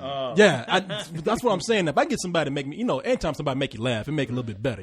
Come on, young blood, let's go get a beer. Go out there drinking and shit. You come back and like, hey, you'll be all drunk. Hey, so you fucking my mom, huh? So wake up the next. If guy you shit. don't like, just tell him to just whisper, just walk away. I'm expecting Just walk away. that one incident where I had to go out and tell that guy like, get the fuck out of here, and then my mom's like, he ain't called again. Oh man, he wasn't no good. He wasn't no Come on, good. yeah, come on. Somebody gonna get shanked around here. But I took my mom out. I took my mom some flowers, and that's it. She didn't want to go anywhere. She like, baby, get there. I want to take you out, mom. Let's go get like some steak or some chicken or something. Baby, I already cooked chicken casserole. I was like, I hope my mom doesn't hear this, but I hate her chicken casserole. Oh, no. I knew that's where it was going. She cooks you just had everything. you had a look on your face like, oh shit. Everything She she burned everything. makes is delicious. She burned Everything. salad. Man, she even told me, she was like, I could cook some fish, but I had to thaw it out, and I was working on that chicken casserole. Oh, never mind. She said I waited for. Well, what she did Oh, was, they said, that's good for you. Don't tell me your problems. All right, let's go. Come on. Big rib time. Oh, Mom, you cooked all this chicken casserole. Oops. Would have pulled a Christmas story. Well, I'll tell you what she did. She went across the street to the neighbor's house to do something, and of course, I threw the shit in the trash, and then took a piece of a napkin and put it over that in the trash so she wouldn't see it when she threw the shit away. What, you So shit was 5? gone, man. Yeah, and I told her I was going to go out real quick to go get some at the store, and I went over to Whataburger. So, I ain't lying to you. I offered to take her out to eat, now man. I don't feel so bad about interrupting his dad's story. Don't I told that story. But hey, man, what can I say? I'm trying to get her here. My mom. I think my mom got a gambling addiction. That's what it is. Uh-oh. Because if you want to get her out the house, it's like tell her there's some illegal gambling shit around here, and she'll come. Like she loves slot really? machines. I got Loves a few- slot machines and bingo. Man, one of my I got friends, a few places I can take her.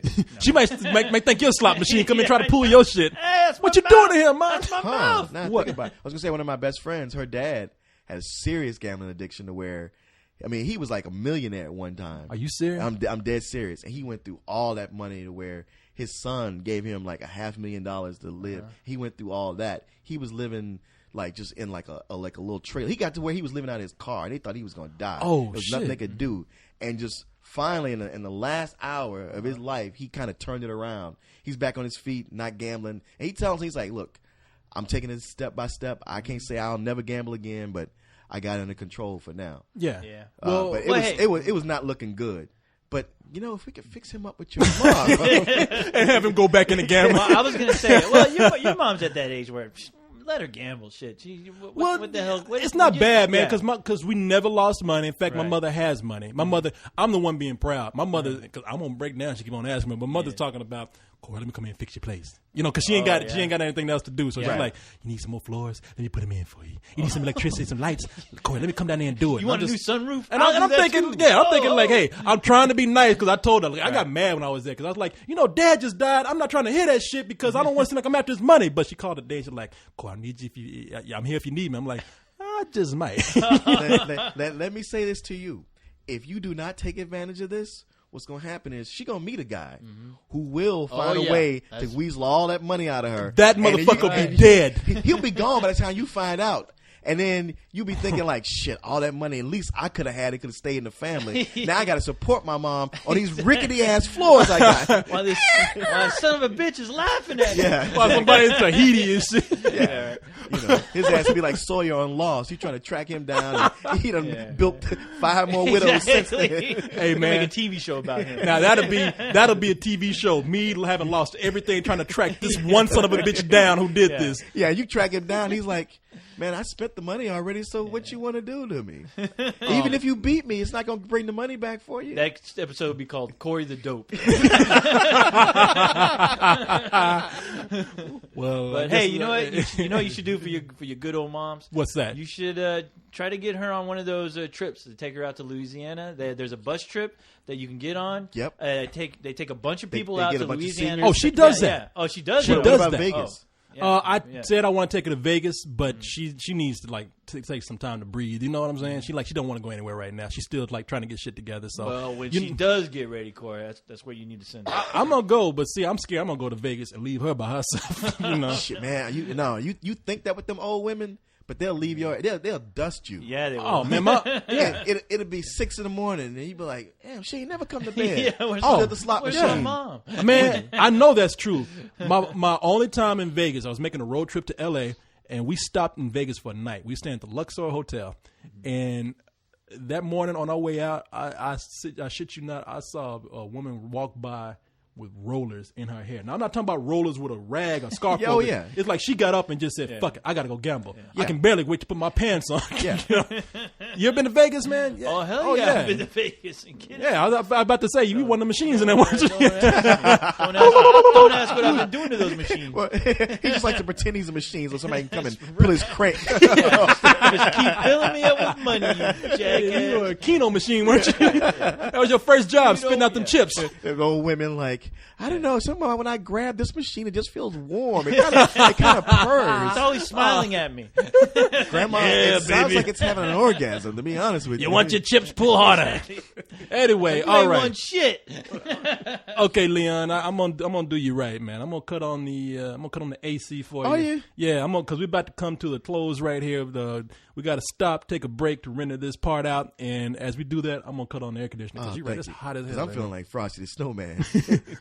Happy birthday! Damn. Back. What's up? Yeah, we're in the chamber now. We had to move. We're still doing this? Yeah, we're still doing this.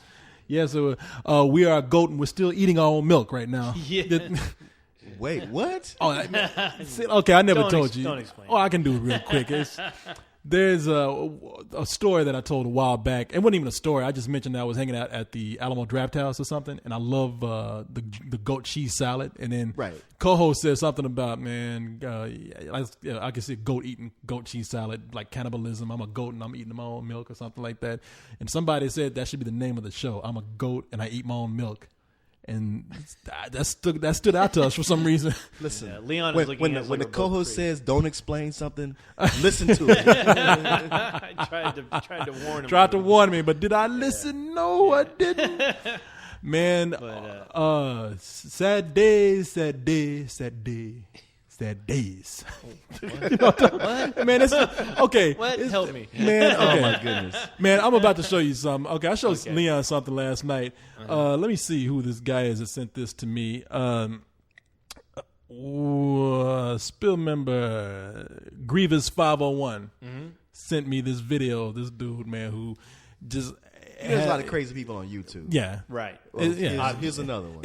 Of course, that's all it is. I mean, but it's a guy who was so against the Watchmen movie that he's making videos about it. I mean, you think it's kind of a joke because you're thinking, hey, look, it's a movie. Nobody could be this passionate about their hatred for I'm Watchmen. already laughing. Yeah. But see, this dude, you're thinking like it's some little nerd kid who's like, Watchmen, how dare you? No, it's some guy who's like, he looks like a 40-year-old Mexican guy who's preaching. I mean, he's preaching this shit. Yeah. Well, he was probably like 19 when that shit came out. Yeah. Yeah, no. I mean, this guy. It's funny because yesterday Corey was like, "Hey, I just want you to check this out. You might not think it's funny, but well, let's just say I did." Damn. Yeah, I mean, there was no way to really introduce it. Well, I'm ready to see it. So. Yeah, no, it's not. Yeah, it might as well. Yeah, people. A lot of you people may have seen this already, but this guy, I can't believe out of all this shit that's going on in the world, he's this passionate about this shit. All right. Yeah, I mean, shit. If he showed this much passion, I think what it did it for me was how far he went with it. Oh yeah, I'm not gonna even play the whole thing because this is a 7-minute rant this guy's doing. But hold on, let me go ahead and plug this in and we'll watch this. All right, co-host. Sad days. You just don't fucking get it. Well, it's a sad day, very sad day, very sad day, very sad days. It's really a shame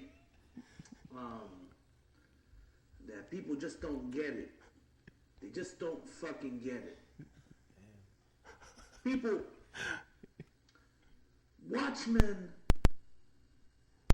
is not entertainment. It's not there to entertain you for your pleasure. For your life. Watchmen is trying to educate you to the world of today. What could be. Damn, that brother's like Farrakhan with this. People, Watchmen is not for your entertainment. It is a way of life. It's not for your entertainment. It's like, but it is a comic book, right? I'm just checking. People, if I put this much trouble into getting a job, not living at home anymore, I might be worried about some important shit. This fool right here. Yeah, hold on. This movie and Zack Snyder, I don't think you guys really do understand what you're dealing with when you look at Watchmen. You know? This isn't X-Men. This isn't Fantastic Four. This is not Fantastic Four. It's the Blue Beetle and the Question. Deep ass shit that Watchmen is telling you. And you guys just don't get it. A lot of you do, you know, and I'm hoping that you are the ones who are a little hesitant to see this film because it shows them that you have character, that you have knowledge and intelligence. It shows that you've been, you know how Hollywood works. You've been there and you've done that. You've been hornswoggled, bamboozled. Too many of you that seem to be bandwagoners that just jumping onto it because you think it's the latest cool thing. Listen, reading that book just one time and then jumping on the bandwagon to see Snyder's film, you don't know what you're doing. You have no idea how foolish you are. You bringing about the Bible. destruction. That's right. It's like the Bible. What? These dudes are like the Bible. Watchmen is like the Bible. The comic book Watchmen from Alan Moore is like the Bible. Yes, sir. In that if you go into it a fool, Well, all right, you'll come out a bigger fool if you don't understand what you're reading, what it's about, what it's telling you. amen. Okay? Fool's fool. Preach it. And to do the about face and attack Alan Moore Oh, no. for No, they didn't. spitting venom on the film. You know, thank goodness he does, and I'll be spitting venom on the film before, after its release. Along with After the you guys call out for a reboot, I'll be spitting venom on that too. You know, to go after people like you, Corey. all right, who follow Zack Snyder, who support this piece of rubbish of a film that he has made, okay? And then attack Alan Moore, the author, the creator of the book, okay? Because he doesn't want doesn't want the movie, doesn't like the movie. People like you are exactly the type of people that crucified Jesus. If you can't tell, this fool done lost his mind right here. But I love that he's like totally for real. He's so impassioned about what he's saying. This motherfucker ain't got anything to do better but get on the... See, this is what's wrong with the internet. I mean, you got people like this who should be out getting a job.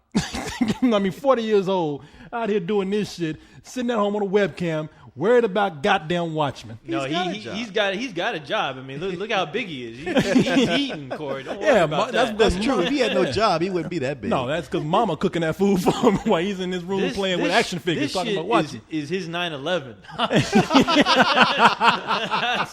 That is what is going down. He said, fuck Iraq war. Watchmen's going on. I'm going to spit venom now, when it comes out, after it comes out, when they reboot it. Right. No, his mouth when will they be do full a of TV popcorn and soda. When they make a Saturday morning cartoon based on it, you know I will be there. Now I'm not gonna keep playing the whole thing, but I do want to play this part here because he's attacking everybody. I mean it don't stop at Watchmen. That's right. Watchmen is like the Bible. Alan Moore is like Jesus, and you are the Pharisees and whatever the hell, and the Romans and all that. You are the hypocrites and animals and savages. I don't think he's and ever read the ignorant Bible. masses of the world who crucified Jesus.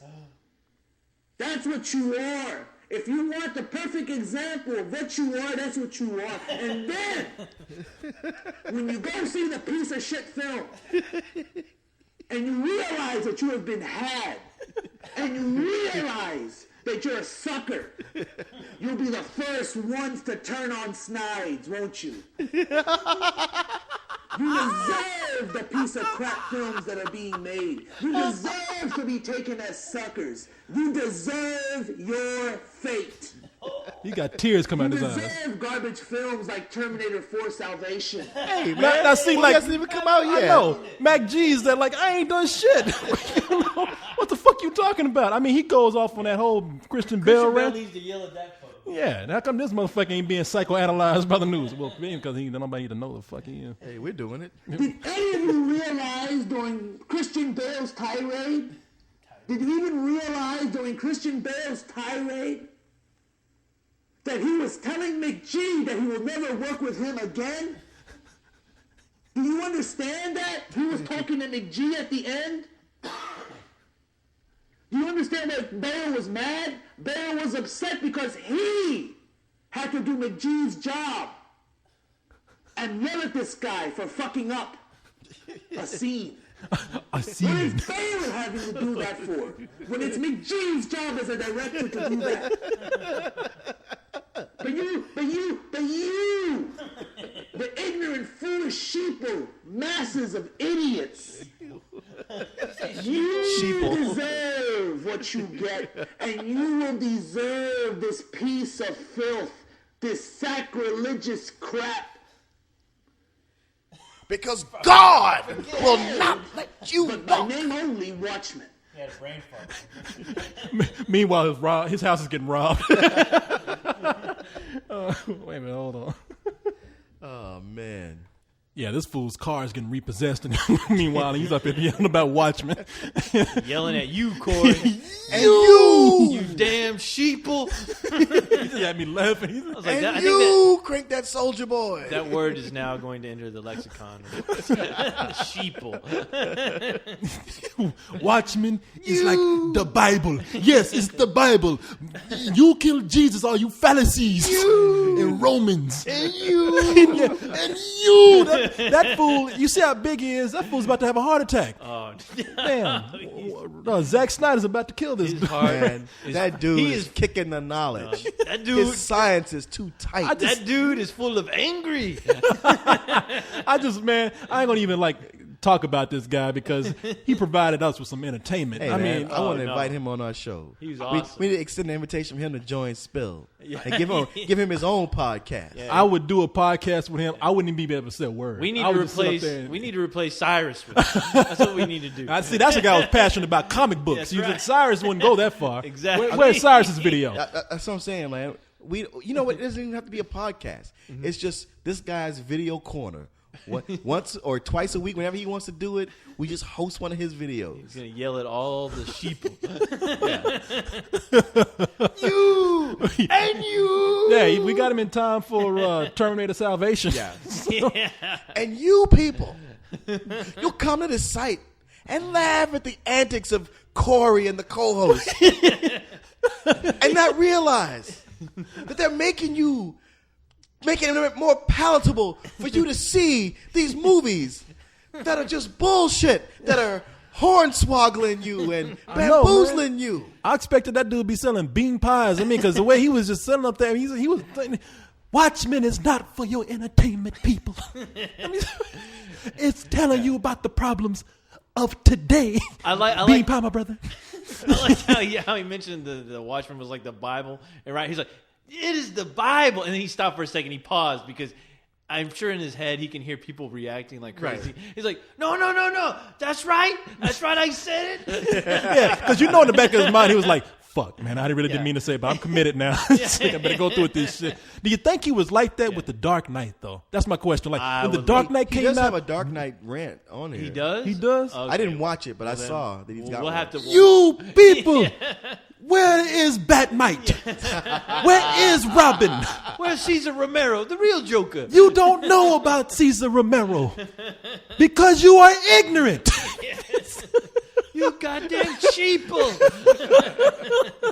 It's fool here, man. This is why I love the internet. I said, what's wrong with the internet? No, this is why the internet is right. Turn any crazy person will become a star. Well, the beauty of it is all these crazies, they get to exercise their demons. So that's one less person that they're shooting at work. Yeah. Yeah, that's true. Yeah, that's a life right there. You know, I mean, that dude's probably a mailman, ain't working right now. Instead of killing somebody, he's going to take it out on Watchmen. Man, So we get him. He's gonna be holding the Watchman like it's a Bible and like throwing it in the air with shooting people. You sheeple, you. No, not me. No, you. I know what I do. I tell you, man, we get him and the Leave Britney Alone guy and what's her name? We used to be on the site. Chocolate Rain? No. No, not Chocolate Rain. Oh, you're talking about... fuck, I'm drawing a blank on her name now. Buzzkill. Oh, yeah, you buzzkill. You get buzzkill. Yeah, Buzzkill was yeah. shipped off to the Iraq War. I haven't seen her in years. Was she like a white slavery ring or something?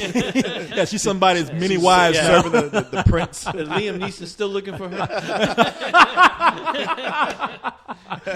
Yeah, man. I hear you took my daughter. She's kind of a fucking idiot, so good luck with that. Yeah, hey, you can have her back. Get tired of that bitch talking here. No, get that. And what's that little dude's name, man? What little dude? Oh man, what's his Not name? Chocolate Rain? Sex Man. Oh, sex Man. man. That's what we got. We got to get sex man. film. I think that dude is Sex Man's uncle. I think it has to be. Yeah, I remember because they got the same kind of rants, except I guess do. Sex Man is like about 16 though. Ain't Yeah. never had sex. That's the fun thing about his name. People And he's people a whole look up- lot more handsomer. Yeah. Yeah, and he's better looking than this. Oh man. No, Sex Man is about like 15, 16 years old. I expect that kind of shit out of him. I mean, and he's talking, and I love the shit he talks about. Like he came on, like he's concerned about people. He comes on, he's like, people stop putting porn on YouTube. Just cut this stuff out with the shit. I think he's trying to get the words to escape from his teeth that were holding him back. I wonder if he ever grew into those teeth. Get that dude and get that other guy, man. That other that preacher. Which one? Bitch, you ain't. Yeah, but you that don't guy's know on his shit. he's on his meds now. He's not Oh, so my crazy. God. Oh man, I love. Wait, man, what happened? What happened to that guy? Oh, he's on meds now? Yeah, I Is mean, that what when you he came on Howard Stern, he was taking his medication. That's They were like, right. He "Oh, was we very thought you were gonna be boring. all crazy." He was like, "No, I don't really do that." No more." Oh, it's up to us to get that guy off then. We got, Are you for no, real? man, there's this preacher Yeah, online. take people. these Flintstone vitamins. They'll give you the same effect. Okay, I do feel better. Dino has me feeling calm. No, Make my ads very available. man, there's people people, if you don't know what we're talking about, that's his preacher online. I love this guy. And these videos are from like 1990 or something. There's a preacher online where he gets on and pretty much says, you think he's preaching, and he looks like he's on the phone book. And you think he might be actually doing some sermons, but then you understand like he's kind of rapping. He ain't really. This ain't the Bible he's reading. Yeah. you know what he got words like he has a verse in there that says God damn it, what is it? Well, before I get to that, the people will call into his show and they're like, hey, look, if you're a preacher and you love God so much, why are you cursing so much? Bitch, I am God. That's what. Let me ask me those stupid motherfucking questions. Now this guy's on an Access show too, so he has like the fake background with the beautiful scenery with the waterfall, and this guy's cursing and saying, "Oh, house nigga." Oh, that stupid ass house nigga. That's his verse. He's like, because if you don't mind, God don't mind. Spanking that wicked ass to the end of time, because coming to you is 40 king niggas coming at you. And that's when you realize, like, that is not the Bible.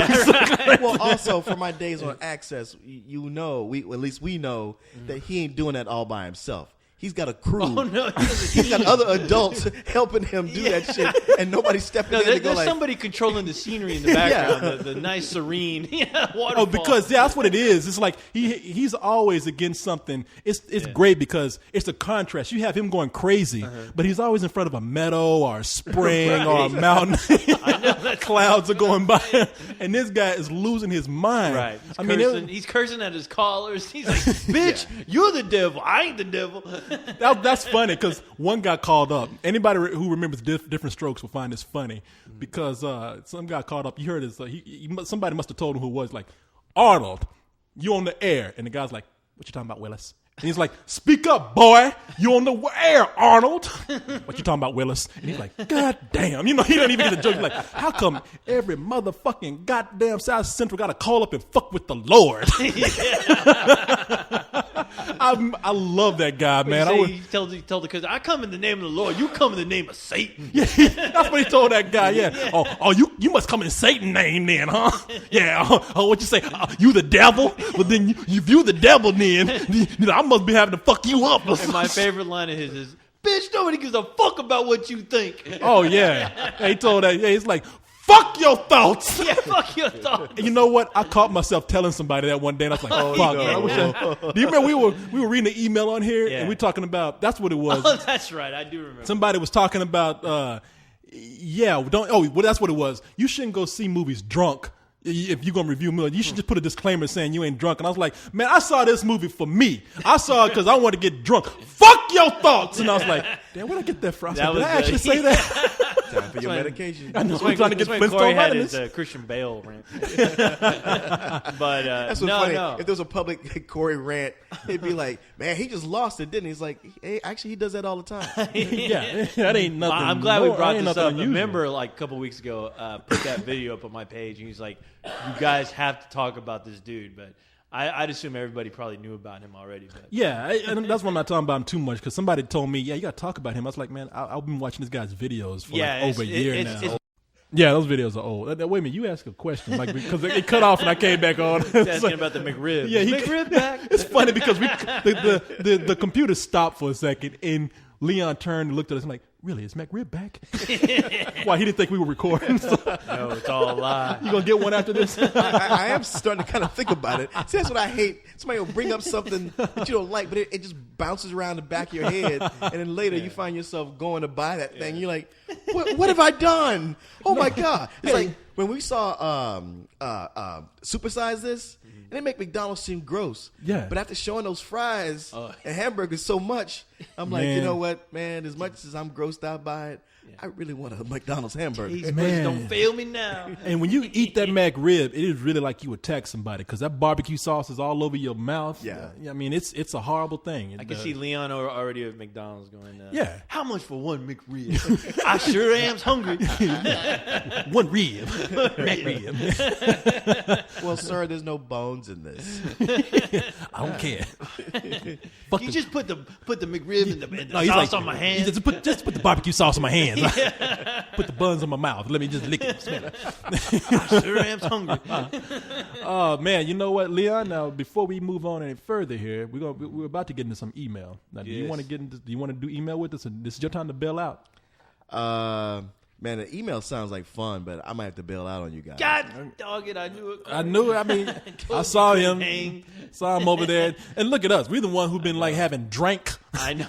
I was about to say, slowing our roll. Let's hurry this up because my roll is getting slow. Getting like DJ Screw over here. Yeah. Drinking that syrup over there. I was like, yeah, that it definitely slows your roll. I know. I feel like a McRib is calling me right about You know what? We were talking about this before we started recording some reviews yesterday. We talking about Stretch Armstrong. Yeah. And kids, if you don't remember Stretch Armstrong, it was this toy that you could actually stretch. It was like a superhero. You could stretch that shit across the room almost. He was just like a beach bum. Like a lifeguard on a California beach. Yeah, he had on like orange hot pants. It's the most retarded toy ever. But you can stretch him forever. But they're making a movie about it, and I forgot who did Carlisle say they were getting to direct it. It was so goddamn ridiculous. Yeah. Oh, Steve Odenkirk. Steve Odenkirk, right? And we got to talk. Yeah, that's how we got to talking about Stretch Armstrong. And that he was the toy. Stretch Armstrong's gonna have a movie. Right. But I remembered what I did as a kid, and it's the most disturbing thing. I had a Stretch Armstrong. I would rip that shit open and eat that shit like a zombie. Yeah, I mean, you kids, you probably don't know about Stretch Armstrong, but a few years ago they came out when the Fantastic Four movies came out. They made a Mr. Fantastic, Reed Richards, Stretch Armstrong like that, where you could just pull and stretch him and everything. Yeah. And the thing was with the Stretch Armstrong, you never knew what was in it, but if you've ever found one busted open, it was some kind of pink. Red sugar. It was like fructose corn syrup that was in there. And it was like a hair gel, except it was all sweet. When I was a kid, I ate the fuck out of that jelly. I did. That's the grossest thing I've heard. It's eventually going to break. Yeah. I mean, I'm sick, man. What can I tell you? It would eventually break. And once it would break, it would bleed through just a little bit. And I remember one time I smelled it, and I'm like, and I'm just, I'd rip that shit open. So, I mean, yeah, the toy was actually like screaming. Like you've seen on movies when people get eaten alive, that toy's like, oh God, no, I've seen it. Oh, help me. Dead. Yeah. Man, but that's what what were your parents doing? They're just like, hey, having fun. The boys having fun. Leave him alone. As long as I was shutting up. Keep eating. We don't have to feed that boy. Yeah. By the way, that rant that Watchman guy did, that's the eulogy I did at my father's funeral. Oh, he did. Watchmen is not here for your entertainment. Everybody in the church is looking around at each other like, what the hell's that got to do with Coleman's death? I don't know. Goddamn sheeple. People out there. But nah, man, that shit that you bought, that drink, it tastes like that shit coming out of Stretch Armstrong. Good memories, Corey. They should have just said Stretch Armstrong drink. Had him peeing that shit out. Because that man. Yeah, something ain't right about Somebody's that. making money off that shit. Yeah, pimps. Pimps. All right, Leon, I can tell you getting antsy. See, you mentioned the McRib, and look at him. I know. I mean, the moment we start talking about McRib, he got antsy. He's like, yeah, you think I can catch McDonald's before they close? Damn. His ass gonna be up in North Austin trying to find a McDonald's that has a McRib. Come on, man! I know you got some back there. But you people better hope that the McRib is in season, or I'm coming back down here. You know what you're gonna do? And I'm gonna kick all kinds of ass. You're gonna be like Samuel Jackson at the end of Jungle Fever. You're gonna go into the back, into the actual kitchen area of McDonald's. Looking. Come on, man! I know you got some McRib somewhere. Give me the McRib, man. And the manager will come in. He's gonna look at the manager and be like, "I got to dance just for you." And we gonna get a call. Leon's in the hospital because he got shot. Leon's gonna have white lips. He's gonna be scratching all around his neck. Oh man! If you can't give me a McRib, I'm gonna just knock some old person in the head and take it from him. I don't want to do it, but I'll do it. I'll do it. I'll do it. I'll do it. Yeah, man. Just get ready. I hope to God that you better hope. You best hope. Co-host, let me look back here and see if I got some barbecue sauce to like tide him over because he's about to get hurt. It's that kiddie pool full of McRib sauce. All right, get your ass on. All right, it's been fun chilling with you guys. See you later, Leon. Yeah, see you in the funny papers. Lay off that shit you want. Yeah. Here, why don't you take? He's contorting trying to get out. Why don't you take Corey's drink with you? So you calm down. Slow your roll. Slow your roll, Leon. You all right, man? All right. All right. Oh, you got it on. You know what he's gonna do? He's about to go steal some shit out of my room so he can afford a McRib. He just said he was gonna go grab his sweater and he's wearing it. I know. That's what I'm talking about. He's about to walk out of here. He's Let me frisk him and see if I still got my iPod. There you go. Oh shit! It just begun. All right. See ya, See crackhead. you, chump.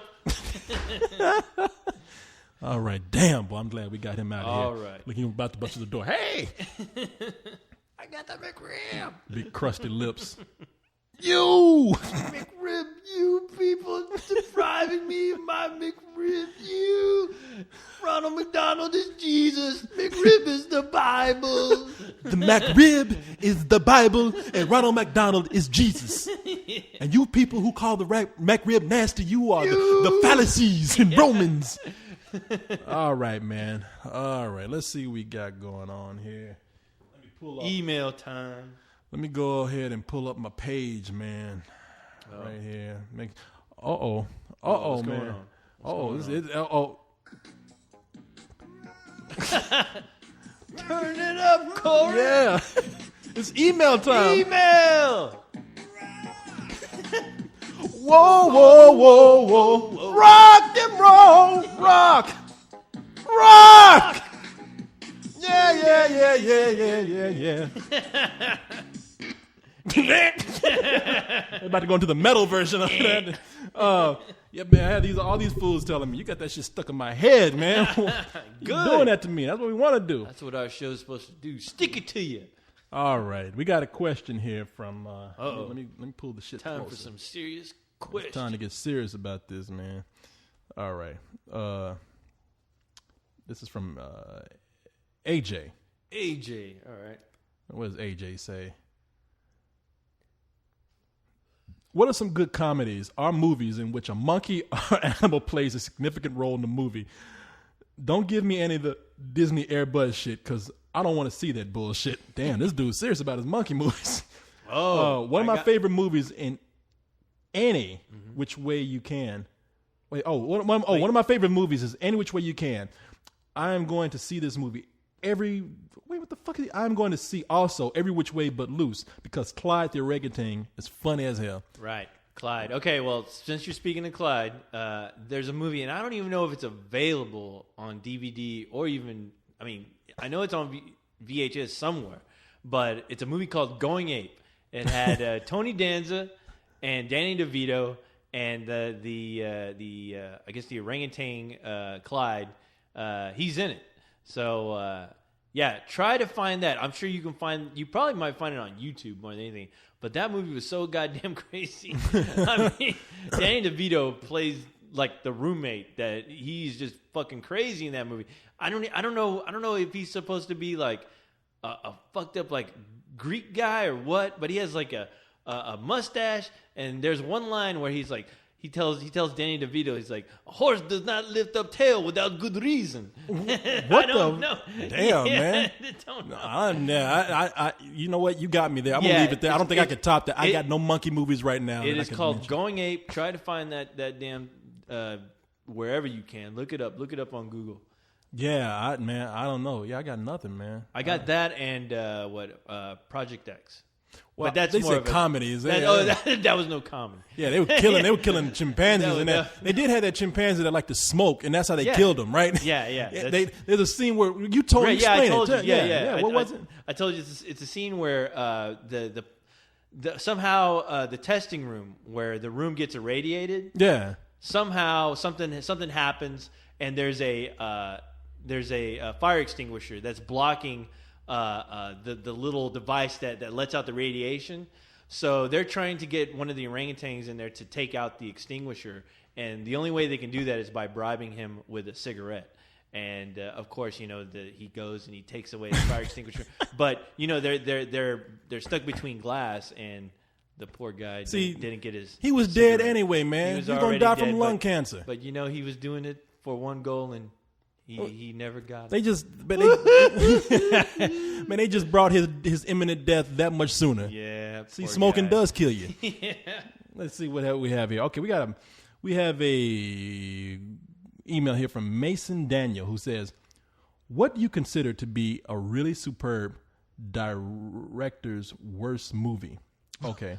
Wow. Examples of top-notch directors. Okay, he says Hitchcock, Kubrick, Spielberg, Tim Burton, the Coen brothers. Okay, good question. Because almost every Everyone director who has has a large body of work is going to have, and it's all debatable. I mean, Right. you could look at the movies that have failed for them at the time, Right. and how the public perceived it at the time.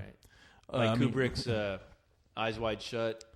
Yeah, see, there's a huge fan base Yeah, for that there movie. is a huge I'm not fan too fond of that movie myself. Yeah, I kind of like it. I can see people's problems with it, but I didn't mind it. But I didn't hate it. No, I didn't. Yeah. And it has some classic stuff in there. Mhm. Yeah, it has some really interesting moments, especially the orgy scene.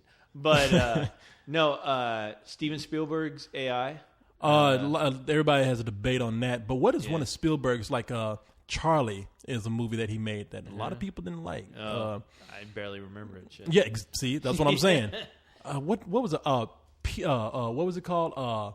Hook. I thought was a bad movie. Oh, you know what? Yeah, I forget he even directed that sometimes. Yeah, Spielberg directed Jesus. that.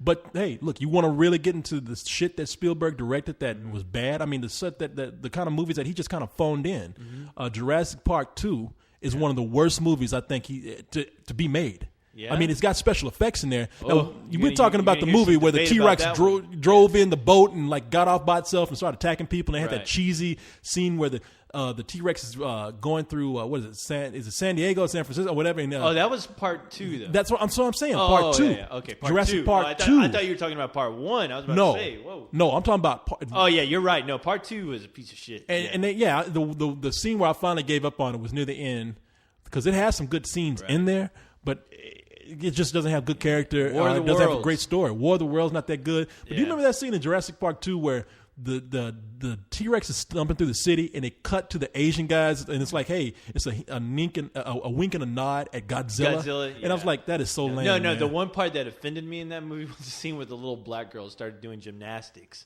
in that room right before Why did they're that about offend to you? leave. She because out of nowhere, like these bars are hanging around, and she's doing fucking gymnastics and beating up like raptors for crying out loud. Okay, I thought you That were was saying retarded. like black people shouldn't do gymnastics. Black people should not be doing anything in films, Corey. If you ask me, With dinosaurs at least. no, that scene was ridiculous. Yeah.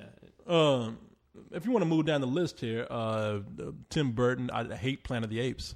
Oh God, yes, that was the biggest. Yeah, fuck you to fans. Yeah, I hated that movie. Yeah, and that was an atrocity, my friend. That guy who's bitching about it, Watchmen, should be bitching about that fucking movie. Exactly. You know, all these movies out here to be That bitching is something about. I understand. Yeah. And then we have Coen Brothers that he listed here.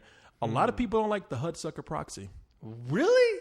Yeah, Those people are crazy. I That love movie, that fucking really? movie. Okay, that movie I love got. it. Yeah. That's one of the movies in the Coen. Oh, but I'll tell you a movie that they did that was almost universally panned was The Woman Killers.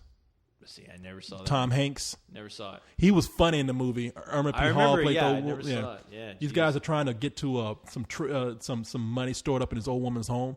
So they try to charm her, and she ends up like being smarter than they are. And it's almost like Home Alone. Oh, yeah. Like she's outsmarting the crooks. Yeah. And yeah, it's I got one. It's lame. What? George Lucas, Oh, man, come on, that is easy. Yeah. Howard the Duck.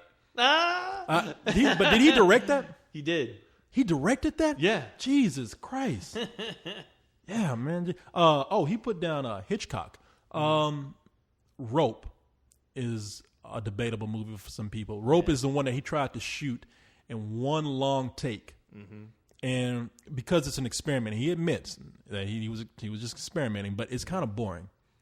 Yeah, it's. I mean, it's the pacing is centered more on like making it more like a stage play than it is by actually moving the story along. It's not one of my favorites. It's like one of my least favorites that Hitchcock has done. So, anyway, let's go on to question. It was a good question, kind of a fun question too. All right, let's go ahead and move on to the jokester. Tell some jokes. Tell some jokester. Let's see. Says long-time listener, and it's my first time asking a question on either podcast.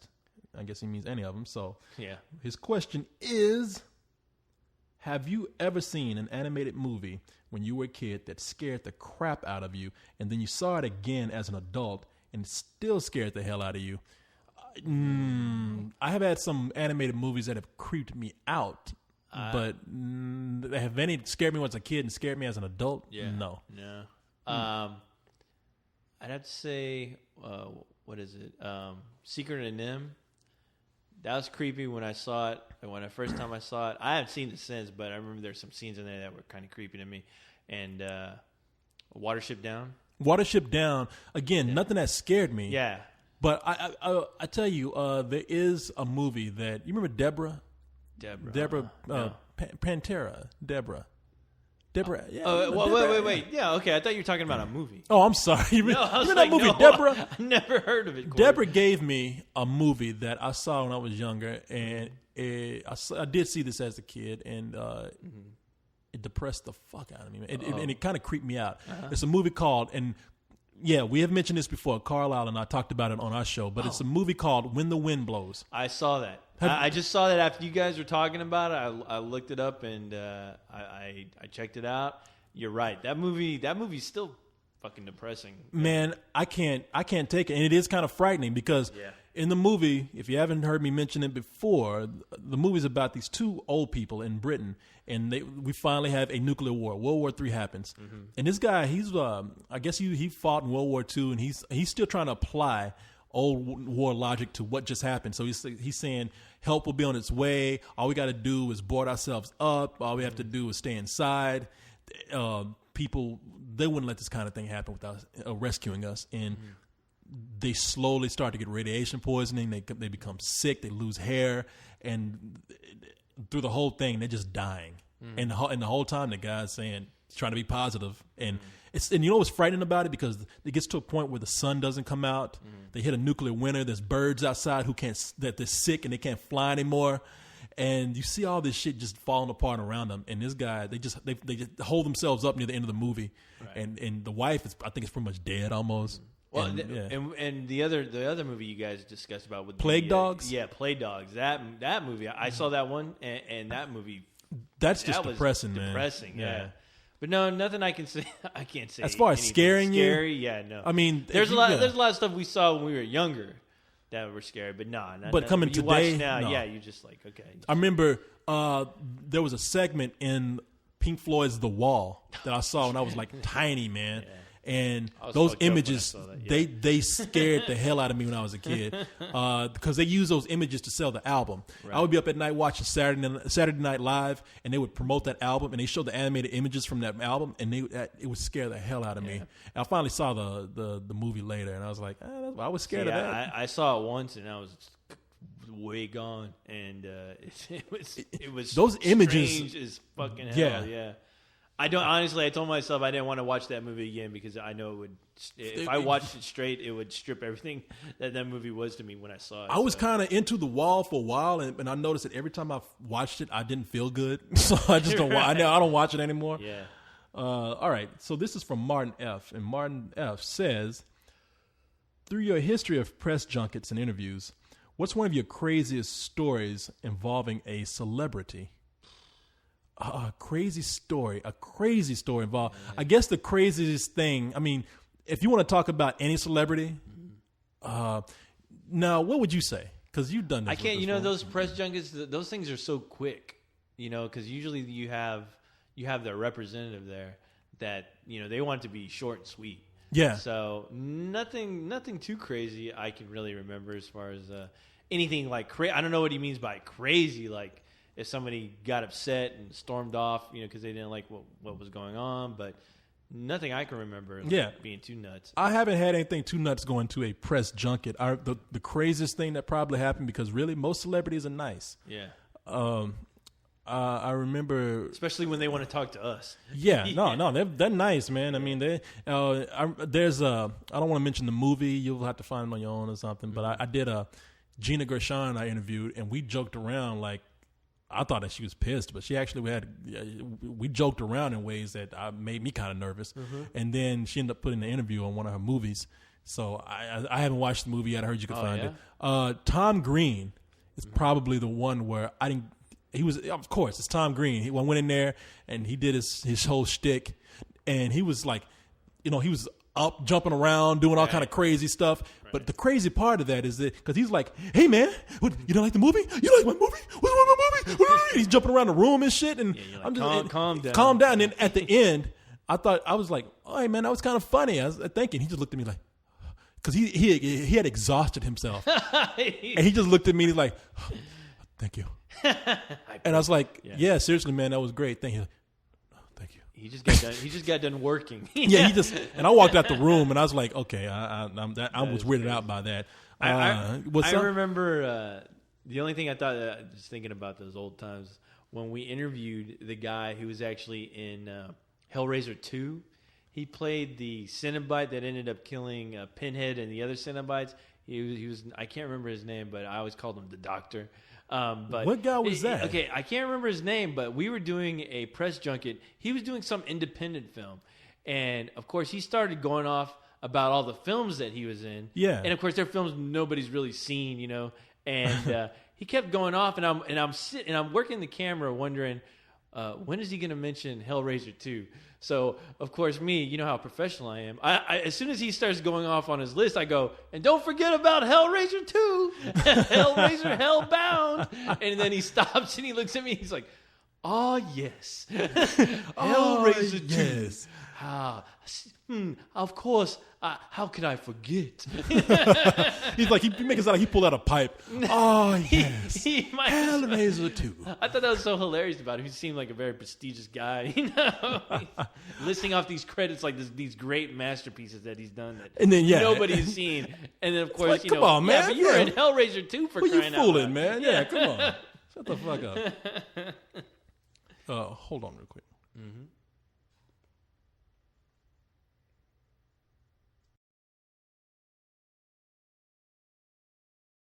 Yeah, I like that. He got his ascot on and got his legs crossed. Oh, I remember Hellraiser. Hellraiser 2, Hellbound. The good old days.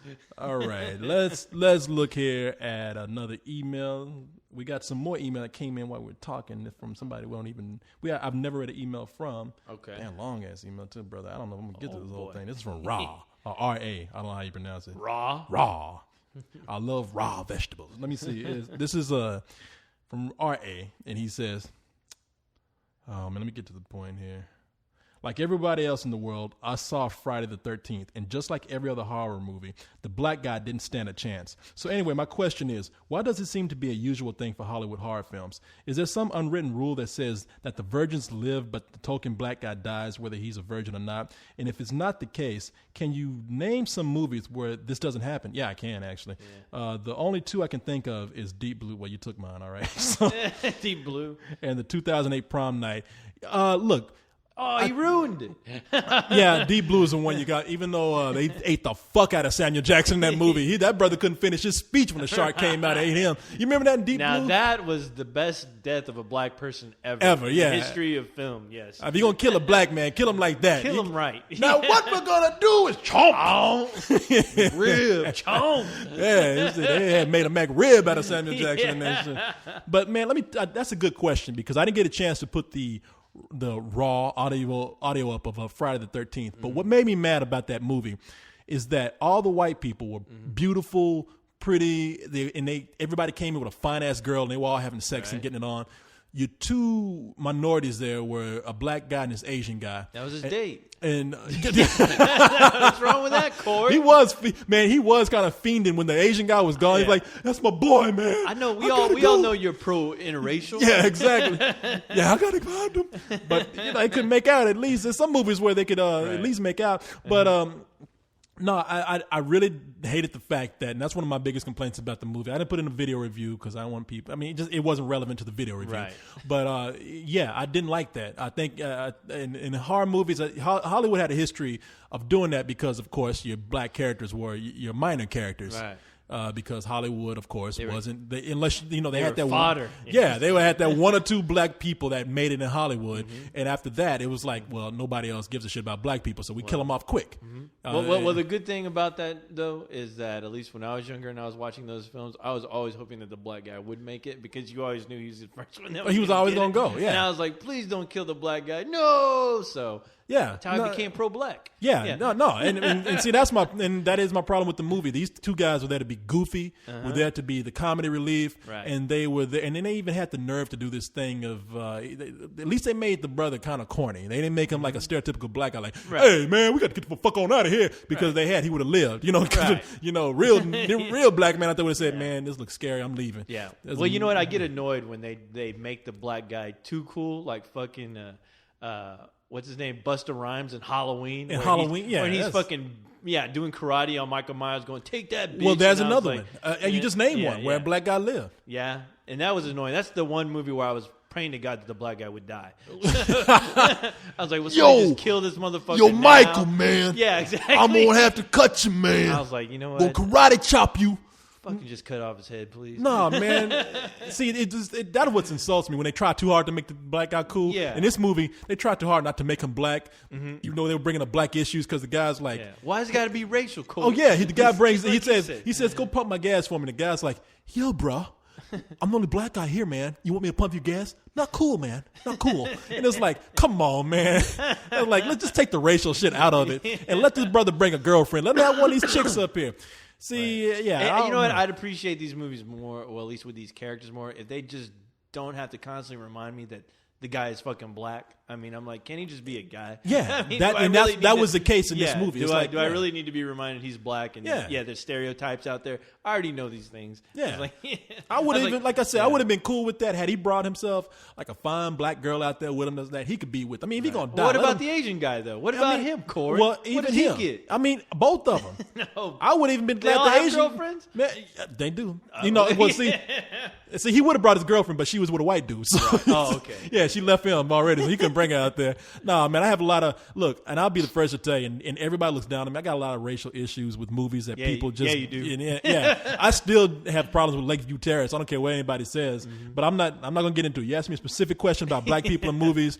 I think right now you're seeing less of that. Like black people do live more, but it's funny you just saying that. They live more. They have a longer life. I mean, cinema. because this guy in Friday the 13th, I mean, he wasn't the first one to die. No. That's the thing. I mean, I blame them for making an issue out of him being black and also not giving him a girl to be with, and because all the pretty white people got girls to be with. I didn't even think about that. But no, those two guys ain't got shit. Those two guys out there, they're the dumbass potheads. Well, but potheads don't date girls. They smoke pot. Okay. Oh, well, see, nobody told me. I want to be realistic. I smoked that memo.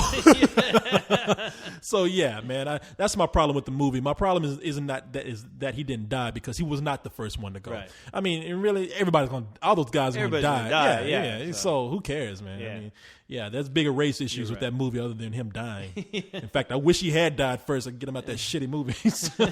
That's just me, though. Yeah. All right, let's see who we got here. Man, we got Patrick. Yes.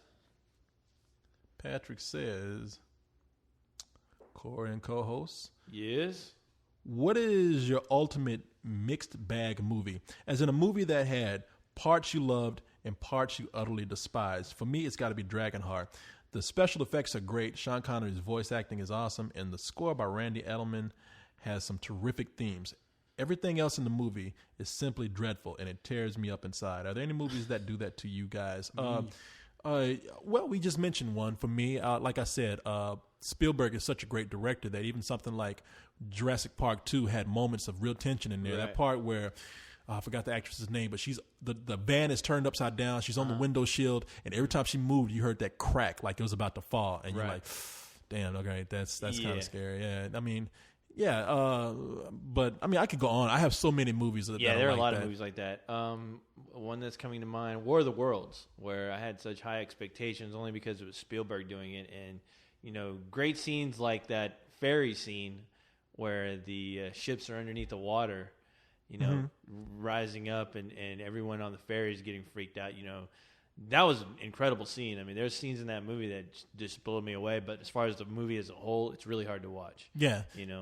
Only because I didn't really care so much for having to sit through and watch Tom Cruise's family problems, unravel on the screen, and then have that unusual scene with him and Tim Robbins like going at it for way too long, and just some of the character decisions that they had as far as Tom Cruise killing some guy and it being okay and everyone's fine, like, oh well, And at that point the movie lost me, but. No, it's too bad. I really was hoping that movie would just blow me away because that was like one of the first movies Spielberg had done that was sci-fi related, and I was like, "Oh, cool! We're going to see a good one of the first." Well, as far as it'd been a while since he'd done anything. You saying fiction? Since no. I'm about to say because you had AI, you had Minority Report, so he's been doing science fiction. Well, as far as like science fiction on that level, as far as like aliens, just aliens, just an alien invasion. I was really looking forward to it. So, and I was disappointed. I think Heat is a movie like that to me. Oh, really? I love that movie. See, I don't love Heat. Of course, I love the shootout. There's some dialogue I love in there, but the movie as a whole didn't work for me. I thought it was a little bit too long. But that's me though. Let's go ahead and get into another question here, which would be from let's see, going down the line.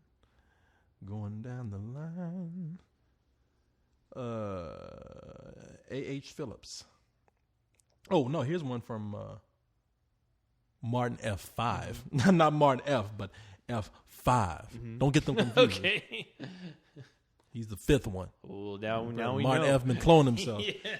He's the fifth one, and he's darker. He's a black one. I'm wondering what the third one is doing right now. Writing an email. Thinking up a good email to write us. From Martin F3. This one says, do you feel that maybe sometimes you guys trust your fans a little bit too much?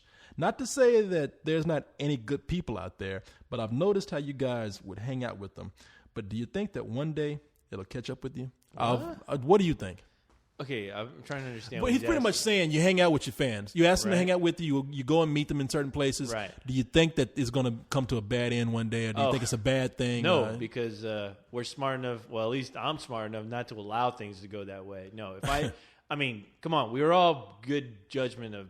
We do have a good judgment of people who were around. Yeah. It's just like real life. I mean, you don't go around hanging out with crazies. Unless you're Corey, but and I have my share. Yeah, you do. And no, with me, no. I mean, I can spot out the little the kind of needy ones real quick. So I keep my distance. I mean, it's always good to be cool with the fans, but fans are just like people, and people can be crazy sometimes. So yeah, you just got to have good judgment. And usually if I can tell somebody's really cool who I can hang out with, I will give them a few chances to prove that they are the person who I think they are. And if I just notice something crazy off the bat, I don't have time for it. So I just move along and say, hey, it's good talking to you, good hanging with you, but I got to go. All right. That's good, man. Yeah. All right. No, that's good. I mean, for me, I'll tell you, one of the good things about the internet, the internet is a dangerous place, no doubt. I mean, of course, the younger you are, the more dangerous it is for you. That's why when I'm online and people find me somehow, I always kind of I hear the questions, and then they say I want to talk, and when it's obvious that they're young, I say, how old are you? Mm-hmm. Are your parents cool with this? Keep in mind, I'm not going to be on the phone. I'm not going to be on here long with you or anything because I don't. So that's kind of the opposite of what you're saying. That's how I approach fans, because that could come to a bad end too. It's not about people hurting us. Right. It could be you could get some parent who thinks that, hey, this guy, why does this guy want to talk to my 16, 15-year-old That's why I never son? talk to anyone on the phone. But people call. They catch me on Skype and they catch me on AIM. Right. And if they, I don't take calls at first on Skype. Mm-hmm. I've done it twice now where somebody's called me and their parents have gotten worried, and I just say, hey, look, you let your parents know that you called me. I didn't call you, and I didn't know who you were, and I just happened to answer the phone. I don't ask for personal phone numbers or anything like that. So I am worried more about somebody thinking that we are predators online more than I'm worried about somebody coming after me. He's right over there. Exactly. I wasn't talking to that kid. Yeah, exactly. You need to be a parent and look at what your kid is doing. And if you're 15, 16, look, you're kind of old enough. I'm worried more about the 13 and 14-year-olds who are doing that. But as far as like you said, co-host, the great thing about the internet is that you get to type to people a lot, and Right. so you know who the crazy people are, Right. and you know who isn't. And yeah, not that there's too many of them, but there's some people that you know. We're is like, lucky. yeah. I mean, at least Yeah. I have to say I haven't had a situation where I was either worried or anything like that. And I think only I think I'm lucky only because I think we do attract like a pretty cool fan base where there are people who are genuinely interested in movies and things we have to say, and a lot of the people I've met or talked to, I mean, they're just genuinely cool people. So I've been lucky. I mean, I can't. I can get the crazy one tomorrow for all I know. Yeah, you never know, man. But yeah, you just got to be smart. Just treat it as you would treat a stranger walking down the street. Yeah, like I said, I think. What do you think, man? I think we've kind of set up an environment. Our attitudes have set up an environment where we don't attract crazy people like that. Oh, yeah. I think you're right. One day we could probably be too friendly and attract that person that's going to get their feelings hurt really Right. easy because they're going to say, "I thought you were my friend," and I'm like, "Man, I only knew you for like 3 minutes." Yeah. And it's good to tell them that. Sometimes these people, people who do act like that, and there are a few where you got to go, look, man, this is how it is. I barely know you. I don't owe you anything. I appreciate that we're talking and that you're cool with me, but now you're going to a point where I don't want to be. Yeah, So, yeah, I'm exactly. sorry. I'm sorry that it happened this way, but hey, I'm gonna kill you, we Coast. got to move on. I'm gonna find you, motherfucker, and I'm gonna kill you. Keep a looking. All right. Now, look, yeah, you can always go too far with people, but we're vigilant and Just be cool. Just be yeah. courteous, polite, and hopefully they won't come. And Yeah, like you your head said, off, yeah. we've been lucky. We just cut your head off, and then we'll lure you in and make you drink poison. Yeah. Cut your nuts off, drink I'm a poison. robot. I can't kill. That's what I'm worried about. You can kill. When you need to start zapping Yeah, people. you don't want to be my friend. I'll murder you one day. Let's see. This is from Brad Holt. And Coles, tell me if you ever seen this. He says, have you guys ever seen the movie Live Freaky, Die Freaky? And I know what they're talking about. I was curious about seeing this. I know exactly what they're talking about. It was a movie. The lead singer from Green Day, what's his name, Billy Bob or something like that. So he did the voice of a lead character, and he puts the. I'm looking right here. He put the plot here. It's a stop motion animated movie. That's maybe really? want to see it. And he says, I'm asking this because a friend of mine, stepmoms, is the writer and director of it. I thought that was directed by a guy. But anyway, if you haven't seen it, I'd probably check it out. He says it's a comedy about the story of Charles Manson. Here it is, Billy Joe Armstrong. I'm sorry, what was it? Billy Bob. People doing the voices of Billy Joe Armstrong, Travis Baker, Kelly Osbourne. He says a beer drinking movie. Damn. It's called Sounds Live. like an MTV movie. It's called Live Freaky, Die Freaky. It was showing, they were doing road shows with it, and they were doing midnight movies of it. And I was thinking about going to see it, but I've heard bad things about it. Right. But it might be one of those movies. You telling where me about that cast? I wouldn't think anything great about it. To be honest. Yeah, I mean, I'm sorry, but those guys aren't actors. So and it took them. I don't know if they're voice actors or what, but I'm sorry. I'm not gonna go see a movie made by Blink 182. Yeah, Travis Barker from Blink 182. That's it. Yeah, man, I don't know what to tell you, man. I'm just kind of like, it might be one of those movies that It might be good. that Yeah, I see yeah. and I'll be like, wow, this is kind of funny. I saw it at home on DVD. There's a lot of movies I like that, but I have no desire to run out and see it. You know, if I see it, I see it. But yeah, so whatever. Let's see. We have a question here from Aiden. Maybe this is not a question. Maybe this is a suggestion. Says Leave it in the suggestion box. yeah, where we can throw it away. Like with the other suggestions. It says Burn that shit. Aiden from London, and I heard you like British TV miniseries like Dead Set and The Office. Well, if you do, then I've got this new BBC 3-part cop series called Moses Jones. Moses Jones. All right, I'm in. Anything that ends with something Jones Yes. is good. He says it is awesome in all capitals. All right. Check it out on the BBC iPlayer, which is like Hulu. Will that work? Because Hulu doesn't work for people in Britain. Oh, really? Yeah, so I'm wondering if the BBC iPlayer will work here. Because I've suggested. We'll find out. Yeah, who knows? Reply back as soon as you watch it and let me know what you think. Well, that might be a while. Yeah, man. it'd probably Some shit. Yeah, you can't people. Yeah, we're if you not- ask us to watch things, you know, And you want a either we- response? Yeah. Yeah, keep praying for that. I mean, maybe we will watch it and come Yeah. back to you, but you know, you don't hold your breath. Yeah. Uh, Corey's busy. I'm busy. We're all busy. Don't just put that on me. We still got Cody asking for a shirt. It's on his way. Still? Goddamn. I'll send it to him. Okay. This comes from Matt, a.k.a. Kuro. What do people these AKA names? Kuro. What? You know, what are these rappers Kuro. coming in here? That's not good. I was talking to Moxie the other day. Moxie told me something. Moxie. That I don't know if it's true. That kind of made me mad. I don't know why. She said every guy that I try to see here where I live, they all want to be rappers. She's talking about all the black guys she's trying to talk to, and I'm like, you know what? I didn't ever want to be a rapper. I'm sure you try to make it seem like every black man that goes through his 20s wants to be a rapper. Like that's in his genes. It could be true. Like sickle cell anemia or something. You know, every black man got to rap. No, I ain't. I don't think Moxie would lie. Yeah, that's all she's getting, and it has to be true. This is a video game question. This comes from Matt, aka Kuro. What do you think about fear, as in capital FEAR? So I don't think about it. Don't think about it. Yeah. No, actually, fear. I never played the game. It's one of those games I like. I like scary games. Yeah, a buddy of mine showed me that game. But the funny thing is, he showed me like the ending. No. He showed me like some guys did a comedy version of that game where they go in and they redub the voices and they turn it into a comedy. Like there's scenes where two characters are trying to decide who should go into a dark room, and the guy's like, I ain't going in there. He's like, you know what's gonna happen when you go in there? Something crazy is gonna happen. They're gonna rip out your organs. He's like, how about we send in the rookie?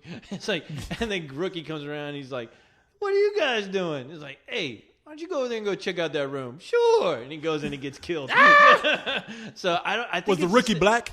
Oh, I don't know. No, right? He probably was. I don't know if it was the same guys who did Red vs. Blue.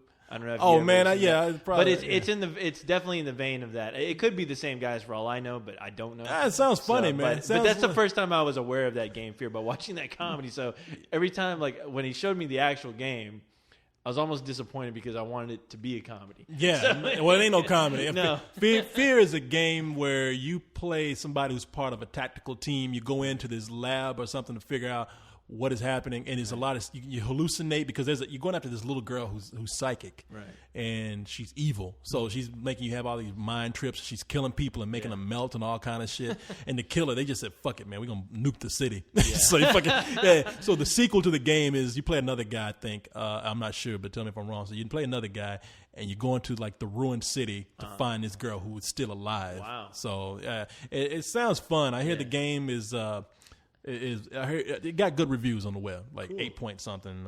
It's getting ready to come out, or did it already? It's already out. Yeah, it's already out. Okay. It's the best looking versions on the PC, but it's on Xbox and I think PS3. So let's wait. Say we do 2 more questions here. All right. I'm trying to knock out some questions from people who haven't had their questions read before. Let's do it. Let's see. Like right here. Here's a question from. Zoronic. Damn. And Zoronic has this to say. Damn, all right. Maybe not here. Maybe he doesn't have a question, but he says, this might be good for us. Oh, okay. He says, also, not sure if you read the news on the Sparks alcohol drink. Oh, boy. After last week's show, but here's some stuff from Wikipedia and other sources. As of December 2008. Okay. At the behest of San Francisco and 13 states, distributor Miller Coors LLC is taking the caffeine out of its Sparks line of energy drinks, which lists ginseng, taurine, and 6-7% alcohol among its other ingredients, as well as changing its marketing campaign to "We're doing it to protect the public health of our young people and to reform business practice." What the? That's a business campaigan. I thought it was going to be like drink Sparks. It's not going to fuck you up anymore. But they're talking about like that's a slogan. Can you imagine a theme song like "Drink Sparks"? We're out doing it to protect the public health of our young people and it's to reform business protection. No. Yeah, exactly. That's a jingle. Young people, what the hell? The young people shouldn't even be that goddamn drink. I guess they mean if you're 21, shit. If you're 21, you're too young to drink Sparks. That's how fucked up it is. That's crazy. Yeah, I think so. I think probably Gym Nazi or somebody probably sent me that link. Shit, that's crazy.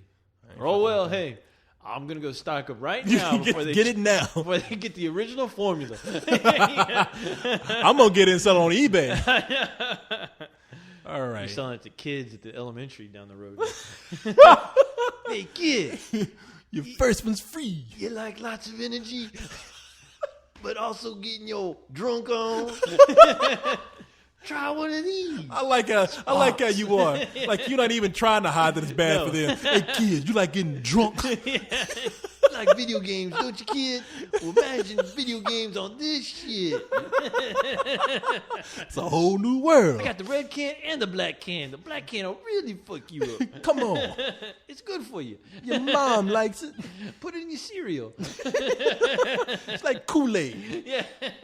Instead with alcohol. Yeah. All right. Make your Fruit Loops even that more fruitier.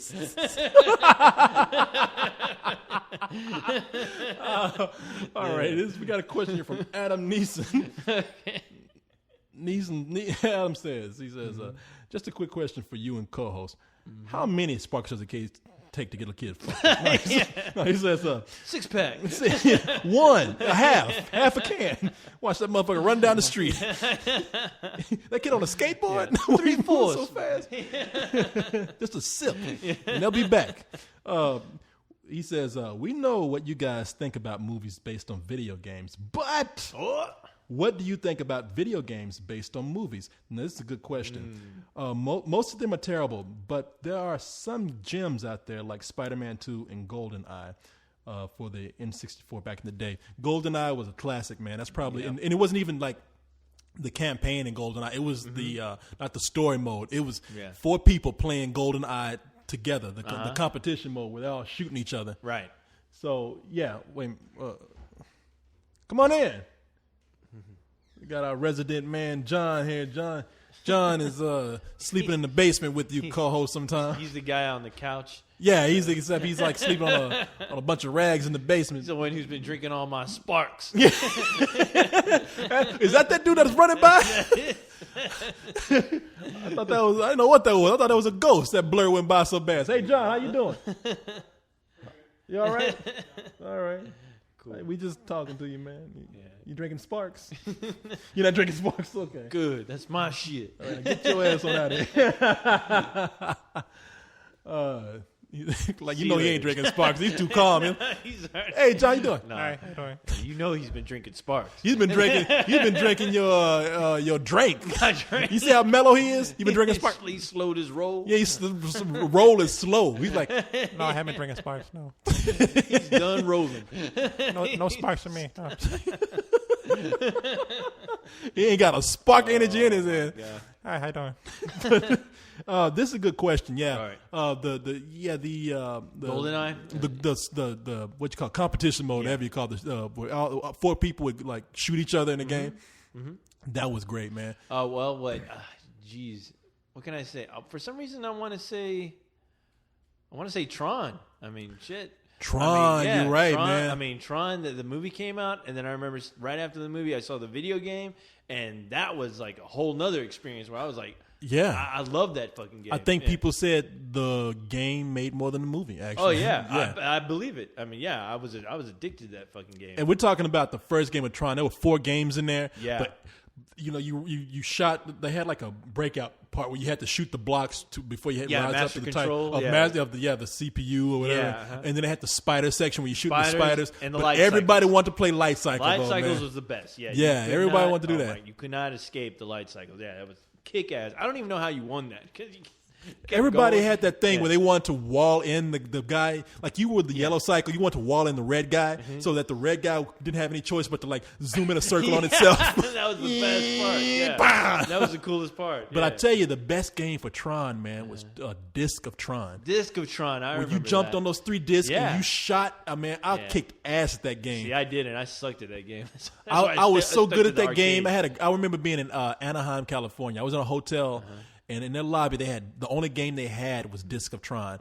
I played the fuck out that game. I had a group of people, and I was there for a family reunion with my sister, her brother-in-law. I mean, my brother-in-law's family, her husband.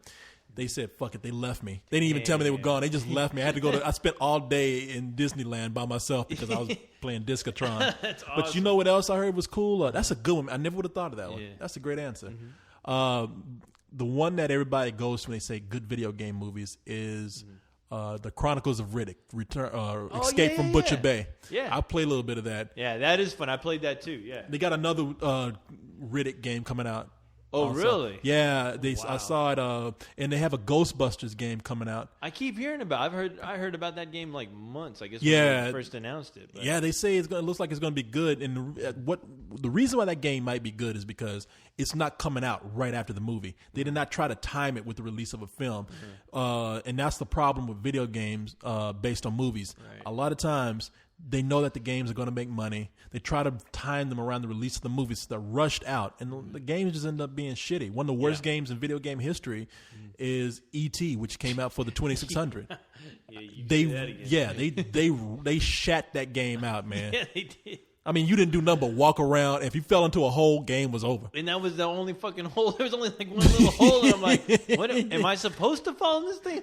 Yeah. For something cool to happen? Yeah, I don't get it." It's like no. It's like they say that game has millions, like 7 million units were put in the landfill out in Nevada or something like that, like a dead body. Like that shit was like a mafia. I swear to God, I thought every home in America when that game, I thought every home was issued that game because it seemed like everybody I knew had that fucking game, but everyone was like, "This game sucks," but I own it for some reason. I don't know. Yeah, no. Look at this, man. Somebody said on the last. Remember we did the last Let's Do This? Of course, how can I forget? Yes, it was so memorable. It's still playing. Exactly. Some people still listen to that show's shit. Still going on. We are still recording that. Yes. There's a guy who says it's from Zapped with Zappa. He says, "Could you hear the thunder on the latest LTD? Because I have phobias of thunder." I guess. Well, don't listen. Were you under your bed when that was going on? I know. I'm like, damn. If you got a phobia of thunder over the internet, I mean, you really have a phobia. I mean, thunder wasn't even in your town. It was over the internet. Yeah. You ran and hid in the closet. You have some problems. Yeah. So what were you saying? Like, I was during that storm. Apparently, all hell broke loose. All kinds of chaos happened out in the streets. Like there was a lot of flooding, and it didn't last that long. But I heard like some people got like the kind of like the lower like I guess bridges or some places were over flooded where people couldn't get to their homes at one point. I just heard all kinds of craziness happen during that little storm. Wow. Okay. Yeah. Oh, wait a minute. And he did have a question here. Oh, he did. Okay. He just wants to know if we play an instrument. Corey plays the skin flute. I knew you I wish I could have said that, Eddie, but I knew you were going to say that. You play the skin flute. And I play the triangle. Let's see. Yeah, I play the skin flute. You can under a pseudonym, Professor Dickenballs. But now I play the skin flute for you. Let's see. He says I play guitar, bass, drums, piano, trumpet, sax, and the sitar. Who the fuck are you, Prince? What the fuck? Hey, buddy! Don't tell us your problems. Now you're just bragging, man. Yeah, I know. I play everything. He says I don't care if you make fun of me. Okay, then. Well, too late. Good, because we already did it. I just wanted my question answered. He said I just winged my question answer. I don't know what that meant. Okay. But man, I played trumpet. In junior high. That's the only thing. I was learning how to play guitar from Jimmy. You remember Jimmy? Right. Jimmy was kind of teaching me, and I was picking it up okay. But when he moved out, he took his guitars with him. Yeah. And Sorry. fuck it. Yeah. So I mean, my mom bought me a harmonica when I was a kid, and that shit was gone a week. I said, fuck this. I look like fucking goddamn what do you call it? Looks like Vincent Price now. You know what I'm talking about. Looks like somebody we know. Yeah, everybody knows him. Hey, he looks like Vincent Price. Yeah. Oh shit. Bob Dylan. Oh, Bob Dylan. Oh, okay. I was about to say. Playing a fucking harmonica like Bob Dylan playing it. One man band walking down the street. Yeah, no. Well, of course, everyone knows that I'm a master of the Casio keyboard. Of course, yeah. Well, the realistic keyboard. I think that's what it was. But I used to play some death metal guitar back in my day. Don't ask me how. And drums. Yes. and drum. I can't say I'm a full-fledged drummer. I've been learning recently. All right. I get my drumming on, my double All right. bass. Okay, we really are going to answer one more question, and then we're going to get out of here. And this is from Yes. Wookie P. I love a little Wookie P every now Wookie and then. P. Yeah. He says, what movie and or actor can you relate to the most? For me, it was clearly Batman. Okay, I was about to say that shit. You took that shit was real. I thought he was a crime fighter. Batman ain't acting. I'm serious with that shit. Philip guy's- Seymour Hoffman in The Savages. When I saw that movie, I thought this character was incredibly relatable to me. I wish I had an answer for you right now, but I mean, I usually take movie characters as characters, Right. But I know what you're saying. You, like, what The movie have you character, I watched? guess, Yeah, that you relate to the character. I guess the reason why it's so hard for me to answer that question is because I look at movies and I want to be characters more than I am relating to them. That's a Right. good question. Don't get me wrong. Right. I'm sure there are some. I can't think of any Yeah. at the moment, though. Can I you? can think of R2D2. yeah. Travis Bickle in Taxi Driver. I don't know why, but I do relate to that guy a lot.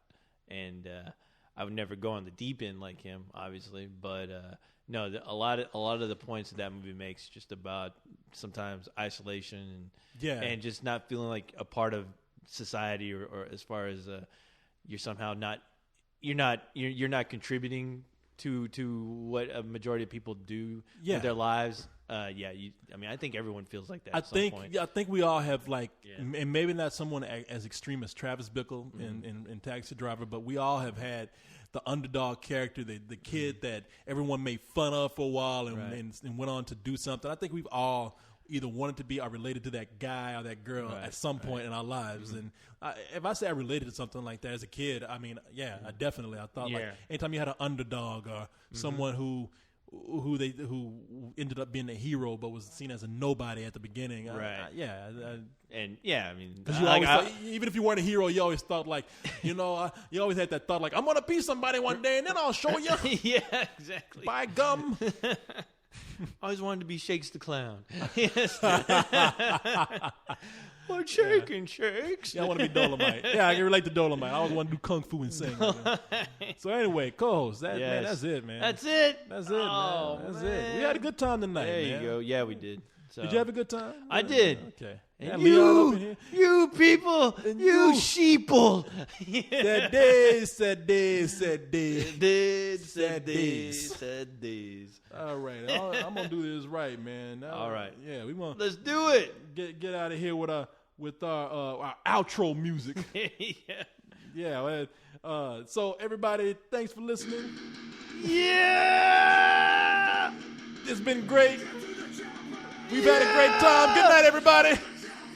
Get to the chopper, you sheeple.